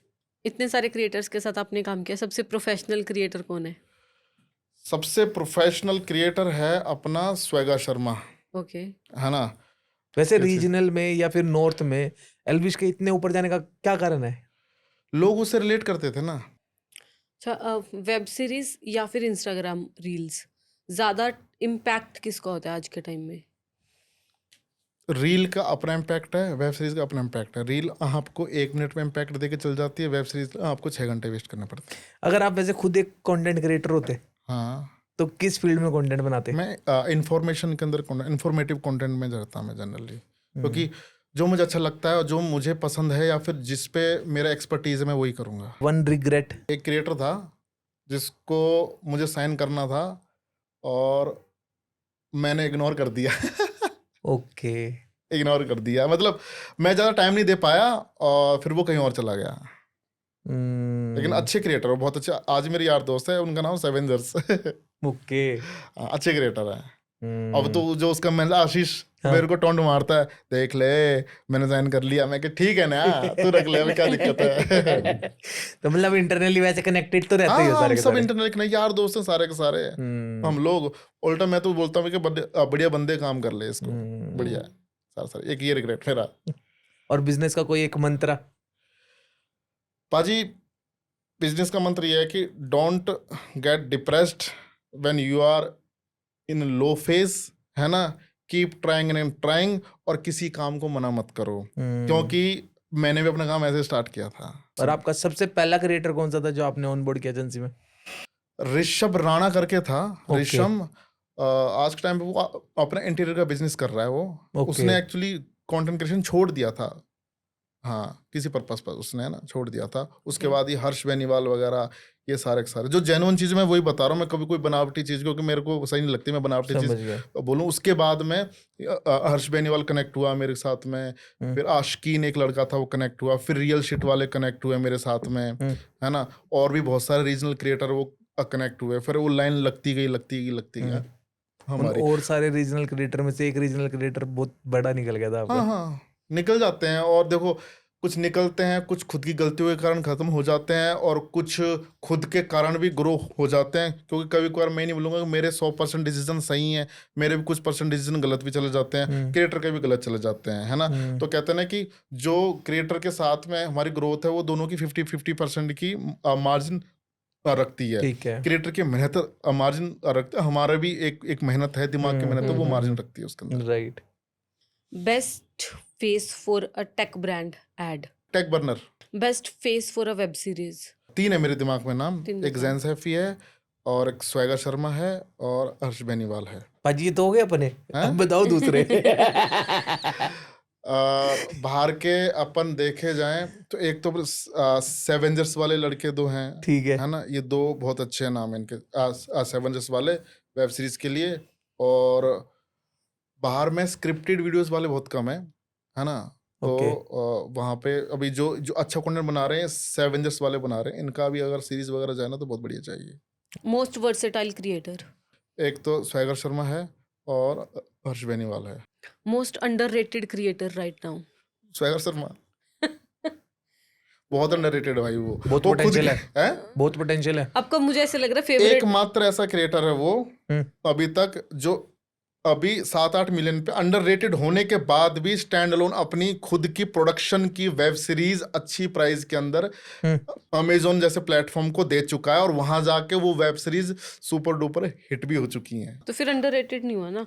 अंडररेटेड पाजी, मैम अंडररेटेड का मतलब ये है कि जिस हिसाब से बाकी जैसे पूरब को हाइप मिली है मार्केट के अंदर, बाकी लोगों को हाइप मिली है मार्केट के अंदर, दह ब्रांड पे ब्रांड है ना, ब्रांड स्टिल इसके पास में है, लेकिन कहते हैं मोस्ट ऑफ ब्रांड वहाँ जो हाइप वाले लोगों के पास पहुंच जाते हैं, या फिर बिजनेस पहुंच जाते हैं, या फिर लोग जो इसकी जनता वो अप्रिशिएट तो करते, लेकिन मार्केट में इतना बड़ा नाम नहीं हुआ, है ना। इंडस्ट्री को पता है इसके बारे में, लेकिन मार्केट को ज्यादा नहीं पता इसके बारे में, लेकिन बहुत अंडररेटेड है ये बंदा। ओके। टॉप 3 मिस्टेक्स जो क्रिएटर करते हैं? जैसे वो ग्रो हुए ना, उन्होंने पैसा कमाना स्टार्ट कर दिया, अपना वो काम धंधा छोड़ देते हैं, वो अपने काम को प्रायोरिटी नहीं देते। जहाँ पर उनकी जो कंसिस्टेंसी थी ना, वो लोग जहाँ पे हर 2-3 दिन में एक वीडियो बनाते थे ना, वो एक वीक में वीडियो बनाना स्टार्ट कर देते हैं, वहाँ पर वो डाउन जाना स्टार्ट कर देते हैं वो लोग, है ना। दूसरी मिस्टेक ये है कि वो लोग पैसा आते ही ना अलग अलग एक्टिविटीज में लग जाते हैं, जैसे फ्रेंड्स ज़्यादा बना लिए, लड़की फ्रेंड ज़्यादा बना ली, है ना। तो वहाँ पर उनका ना फोकस डाइवर्ट हो जाता है, 70-80% का वहाँ पर डाइवर्ट हो जाएगा और यहाँ पे कम हो जाएगा। ये मेरे पास केस स्टडीज हैं, इसलिए बता रहा हूँ मैं। तो वो अपना काम धंधा छोड़ देता है 1 साल के लिए। अब 1 साल मतलब क्रिएटर के लिए 10 साल पीछे चला गया वो, है ना, ये हो जाता है। और तीसरा ये अपने ना फाइनेंसिस पे उनका कंट्रोल नहीं होता। वो उनको ये लगता है कि मैंने पैसा कमा लिया, ले जी गाड़ी ले आओ, घर नहीं है बढ़िया था तेरे छत पे, बस तेरे सर पे घर नहीं है ना, लेकिन तू 1.5 करोड़ की गाड़ी ले आया भाई, 1.5 करोड़ में 50 लाख बना के तू घर बना लेता बढ़िया, है ना। और फिर वो है ना अपने खर्चों को कंट्रोल नहीं करता कि भाई मुझे फ्यूचर के लिए पैसा बचा के रखना है। वो क्या करता है, आमदनी 8 नहीं, खर्चा 1 रुपया। ओके। ये सब हो जाता है। ये 3 बड़ी मिस्टेक है, इनको कंट्रोल कर लोगे ना, वो बहुत रिलैक्स होके वो लॉन्ग टर्म जाएंगे। तो जब आपके पास साइन हो जाता है क्रिएटर, आप उसको कुछ मिनिमम गारंटी भी देते हो कि इतने का हम बिजनेस तो आएगा ही आएगा? साल का एक मिनिमम बिजनेस उसको कमिट करते हैं कि इतना। अब जैसे मैक्सिमम हमारी एजेंसी जितना देगी उसको, उस कंपनी का एजेंसी का भी उतना प्रॉफिट बनेगा ज़्यादा ही, है ना। तो मिनिमम एक ये दे के रखते हैं कि क्रिएटर को ये है कि मैं साल भर भूखा तो नहीं मरूंगा, बढ़िया मेरा वो चलेगा minimum. Any 3 future trends in influencer marketing? Influencer marketing trends, अभी तो एक चीज चल रही है नई, वर्टिकल वेब सीरीज, ओके। है ना। वो चाइना, यूके, यूएस वगैरह में बहुत तगड़ा मार्केट बना चुकी है, इंडिया के अंदर कूद गई है। बाकी ऐप वगैरह ने अपना ना, जैसे जियो भी लेके आ रहा है उसको अभी, है ना।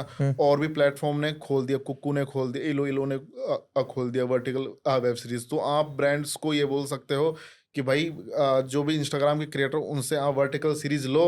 आप कहाँ पे आप 2-2 करोड़ की वेब सीरीज कराते थे, आप यहीं पर ही स्पॉन्सर्ड वेब सीरीज कराओ 10 एपिसोड की, 10 लाख रुपए दो, 1 लाख रुपए एक एपिसोड, क्योंकि उनमें प्रोडक्शन खर्चा कम लगता है। वो एक दिन में 10 एपिसोड बना के दे देंगे, बिकॉज कितना 1-1 मिनट का एपिसोड रहते हैं वाले सारे के सारे, है ना। एक ये ट्रेंड है ना। उसके बाद में अपना ये जो मीम मार्केटिंग का जो ट्रेंड है, अभी फिर से बहुत ज्यादा पंप हो चुका है, ओके। मीम वाला, है ना। तीसरा ये है कि आप फिर किसी अच्छे कंटेंट क्रिएटर से बढ़िया एक सीरीज लो। अगर आप अच्छा बजट लेके बैठे हो, एक बंदे से एक शो लो, शो। और शो में भी क्या, जैसे अब जैसे मान चलो आपने रियलिटी शो बनवा दिया उसी का खुद का ही, लेकिन वो इतना यूनिक होना चाहिए कि वो मार्केट में पॉपुलर हो जाए और उसकी वजह से तुम्हारा ब्रांड भी पॉपुलर हो जाए। ये 3। लेकिन ये जो वर्टिकल वेब सीरीज वाला है ना, ये सबसे बेस्ट ट्रेंड अभी मार्केट का। ये फाड़ेगा आने के बाद। हाँ, ऑलरेडी बाकी जगह तो फाड़ रखा भाजी। और मार्केट के अंदर जो अभी ऐप मार्केट में लैंड हुई हैं अभी, उस उन्होंने फंडिंग उठा ली है पीछे, उनको फंडिंग मिल चुकी है अच्छे से। ओके। और सब वो मार्केट से कंटेंट एक्वायर कर रहे हैं, ले रहे हैं। तो जितने भी जो क्रिएटिव लोग हैं, जो एक्टिंग करते हैं, वो रेडी हो जाए अपने कंटेंट के साथ में। डिमांड आने वाली है, तुमको सीरीज सप्लाई करनी पड़ेगी, चाहे रेवेन्यू शेयर पे करो या मिनिमम गारंटी पे वो तुम्हारी सीरीज पिक कर सकते हैं वो लोग। ओके। उन क्रिएटर्स के बारे में क्या कहना है आपका जो क्रिएटर रातों रात वायरल होते हैं, जैसे रानू मंडल, जैसे ये पत्थर वाला, और फिर एकदम बैनिश हो जाते हैं? These are not a creator, वो सिर्फ एक सेंसेशन होती है ना, हाइप। कि कोई कहते ना अपन कि अरे कल बंदर आया था मोहल्ले में, बंदर आए थे मोहल्ले में बहुत सारे। एक वीक तक वो बात उछलती है कि बंदरों ने भैया ये कर दिया वो कर दिया, उसके बाद गायब। ये वो चीजें एक बात रहती है, कोई they are not content creators. अब जैसे बीच में बहुत सारी एक ढिंचक पूजा भी निकली थी, है ना। उनके साथ ऐसा क्या था, डोली चाय वाला जो रिटेन कर गया गेम को? कहाँ रिटेन किया है? मेरे हिसाब से तो अभी थोड़ा बहुत तो रेलेवेंस है, मार्केट में पैसा तो बना ही रहे देखो हैं। वो he was not an content creator. Okay. वो आप खुद बताओ ना क्या कंटेंट बनाता है वो जस्ट एक पहले एक मीम काइंड ऑफ चीज थी, जिसमें बिल गेट्स ना आके थोड़ा सा टीका लगा दिया, और उस बात से एकदम से कहते हैं ना कि ले तेरी डिग्री पे मुद्द दिया, है ना। वो टाइटल निकला था, है ना। उससे वो सेंसेशन बन गया, लेकिन वो कुछ रेलेवेंसी थोड़ी दे रहा है। वो चाय तो बना रहा है, मतलब मैं ये नहीं कहूँगा कि बेकार है, उसका एक बिजनेस है, बहुत अच्छा बिजनेस है, लेकिन वो सिर्फ अपना एक बिजनेस कर रहा है छोटा सा। वो कुछ कंटेंट बना ही नहीं रहा ना, क्या कंटेंट बना रहा है वहाँ पे? नहीं पाजी, बट लोग तो उसको बुला ही रहे हैं ना उसके व्यूज की वजह से, या वो उसके इसलिए बुला रहे हैं पाजी। देखो सिंपल सी बात है, क्रिएटर यूटिलाइज होते हैं, आपको अभी बता रहा हूँ। क्रिएटर्स को यूटिलाइज किया जाता है। उसको दुबई बुलाया कि भाई ये अभी पंप है, इसकी वजह से हमें नए यूजर मिलेंगे, है ना। तो वो चीजें, जैसे आप मान लो कि कोई क्रिएटर है मोहाली में पॉपुलर है वो, है ना, और पंचकुला वाले क्रिएटर ने उसको बुला लिया, भाई आइयो जरा यार, है ना। अब पंचकुला वाले क्रिएटर को मोहल्ले के क्रिएटर भी देखने लगे कि यार ये भी कोई क्रिएटर है यहाँ पर। तो क्रिएटर हमेशा यूटिलाइज किया जाता है लोगों के द्वारा। ओके। और वैसे एक यूट्यूब पे क्रिएटर को कितना टाइम लग सकता है सक्सेस होते होते? 1 साल मिनिमम आप मान के चलो। यूट्यूब पे आपको सक्सेस होना है तो आप अगर बहुत अच्छा, बहुत स्मार्टली काम कर रहे हो, तो आप 1 साल के अंदर बहुत अच्छा ग्रो कर सकते हो।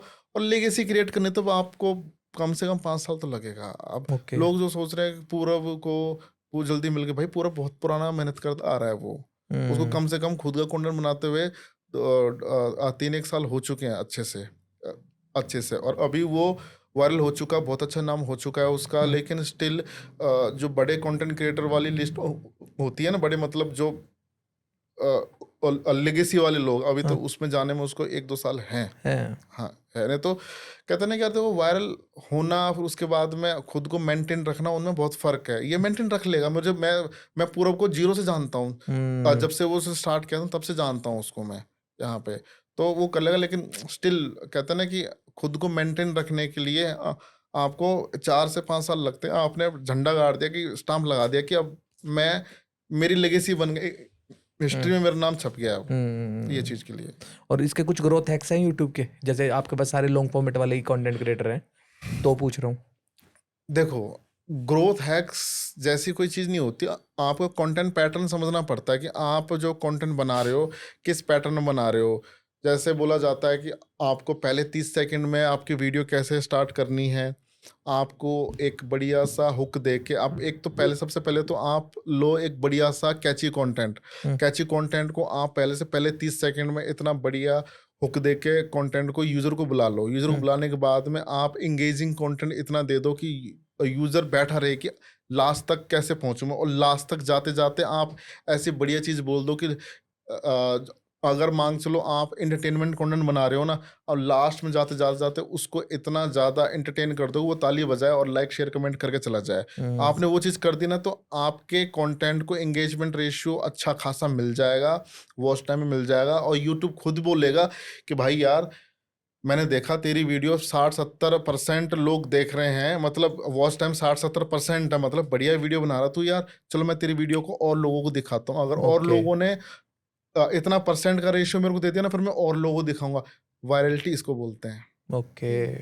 ये होती है असली वायरलिटी, कि आपने सिस्टम को ये बता दिया कि देख मेरा कंटेंट चल रहा है, लाइक भी बढ़िया, जो एक रेशियो मेंटेन करना चाहिए, लाइक भी बढ़िया, कमेंट भी बढ़िया, और वॉच टाइम भी बढ़िया। आपने सिर्फ वॉच टाइम भी अगर वो कर लिया ना कैप्चर, 50% से ज़्यादा वॉच टाइम कैप्चर कर लिया ना, आपके अगर टोटल व्यूज़ 10 मिलियन है ना, आप मान चला 6 मिलियन व्यूज़ रिकमेंडेड है, बाहर के व्यूज़ हैं, खुद के सब्सक्राइबर के व्यूज़ नहीं है वो वाले। और क्वालिटी ज़्यादा मैटर करती है या कंसिस्टेंसी? कंसिस्टेंसी बहुत मैटर करती है पाजी। क्वालिटी भी मैटर करती है, कंटेंट लिखने की क्वालिटी, विजुअल क्वालिटी से मैटर कुछ भी नहीं है। विजुअल जो लिखने की वो जो है ना क्वालिटी, वो बहुत मैटर करती है। और कंसिस्टेंसी का मतलब ये नहीं है कि डेली वीडियो डालो। अब जैसे आप बचपन से दिन में 4 बार खाना खाते आ रहे हो, है ना, आपको मैं जवानी में जाते जाते बोलूंगा नहीं जी अब एक टाइम खाना खाना है, आप बोलोगे नहीं आज मेरी तबीयत खराब हो रही है। और अगर बचपन से दिन में 2 बार खाना खाता आ रहा हूँ ना, तो आज मैं बैठ के दिन में 5 बार खाना नहीं खा सकता, मैं बोलूँगा यार मेरे से नहीं खाया जा रहा। वही यूट्यूब का हाल होता है। आप अगर स्टार्टिंग से आपका यूट्यूब छोड़ो, आप हर किसी सोशल मीडिया का ले लो, अगर आप इंस्टाग्राम पे डेली एक वीडियो डाल रहे हैं तो आपको डेली एक वीडियो की कंसिस्टेंसी मेंटेन करके रखनी पड़ेगी।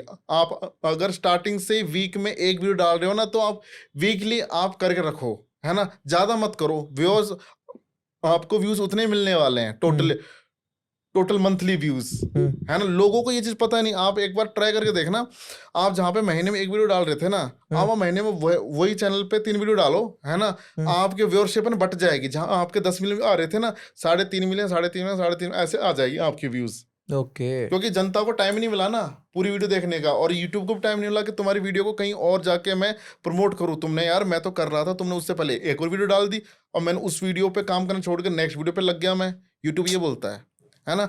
तो ये टेक्निकल चीज़ों को ना समझना बहुत ज़रूरी है। मुझे ऐसे लग रहा है कि एक में तो होने नहीं वाला, 2-3 पॉडकास्ट करने पड़ेंगे क्योंकि क्रिएटर इकोनॉमी अपने आप में एक बहुत इंपॉर्टेंट टॉपिक है। बट आज हमने आई थिंक इसके काफ़ी सारे इंपॉर्टेंट अच्छी चीज़ें, मतलब मुझे लग रहा है काफ़ी क्लैरिटी हुई है लोगों को कि कैसे कंटेंट पे काम करना है, क्या इंपॉर्टेंट है, कहाँ से असल में पैसे बनते हैं, बैक पे क्या चल रहा होता है, सारी चीज़ें।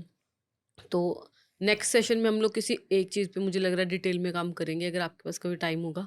बट आज के लिए आई थिंक काफ़ी अच्छी इन्फॉर्मेशन आपने दी, so thank you so much. Thank you for inviting me. चलो अभी तो पता नहीं पाजी के बारे में, म्यूजिक वाला भी एक वर्टिकल है, हम करेंगे उसके ऊपर अलग से करेंगे क्योंकि म्यूजिक में बहुत इंटरेस्ट है, स्पेशली मुकेश। नेक्स्ट टाइम करते हैं उसको आराम से। धन्यवाद पाजी, thank you so much. Thank you. My pleasure see. I hope कि आपको भी इस एपिसोड से मेरी तरह काफ़ी कुछ सीखने को मिला। अगर आपके नोन में कोई कंटेंट क्रिएटर है तो उसके साथ ये एपिसोड ज़रूर शेयर करें। एंड ऐसे और इन्फॉर्मेटिव एपिसोड्स के लिए do subscribe our channel Shalu Nisha podcast. Till then keep hustling, keep listening. I will see you in next episode.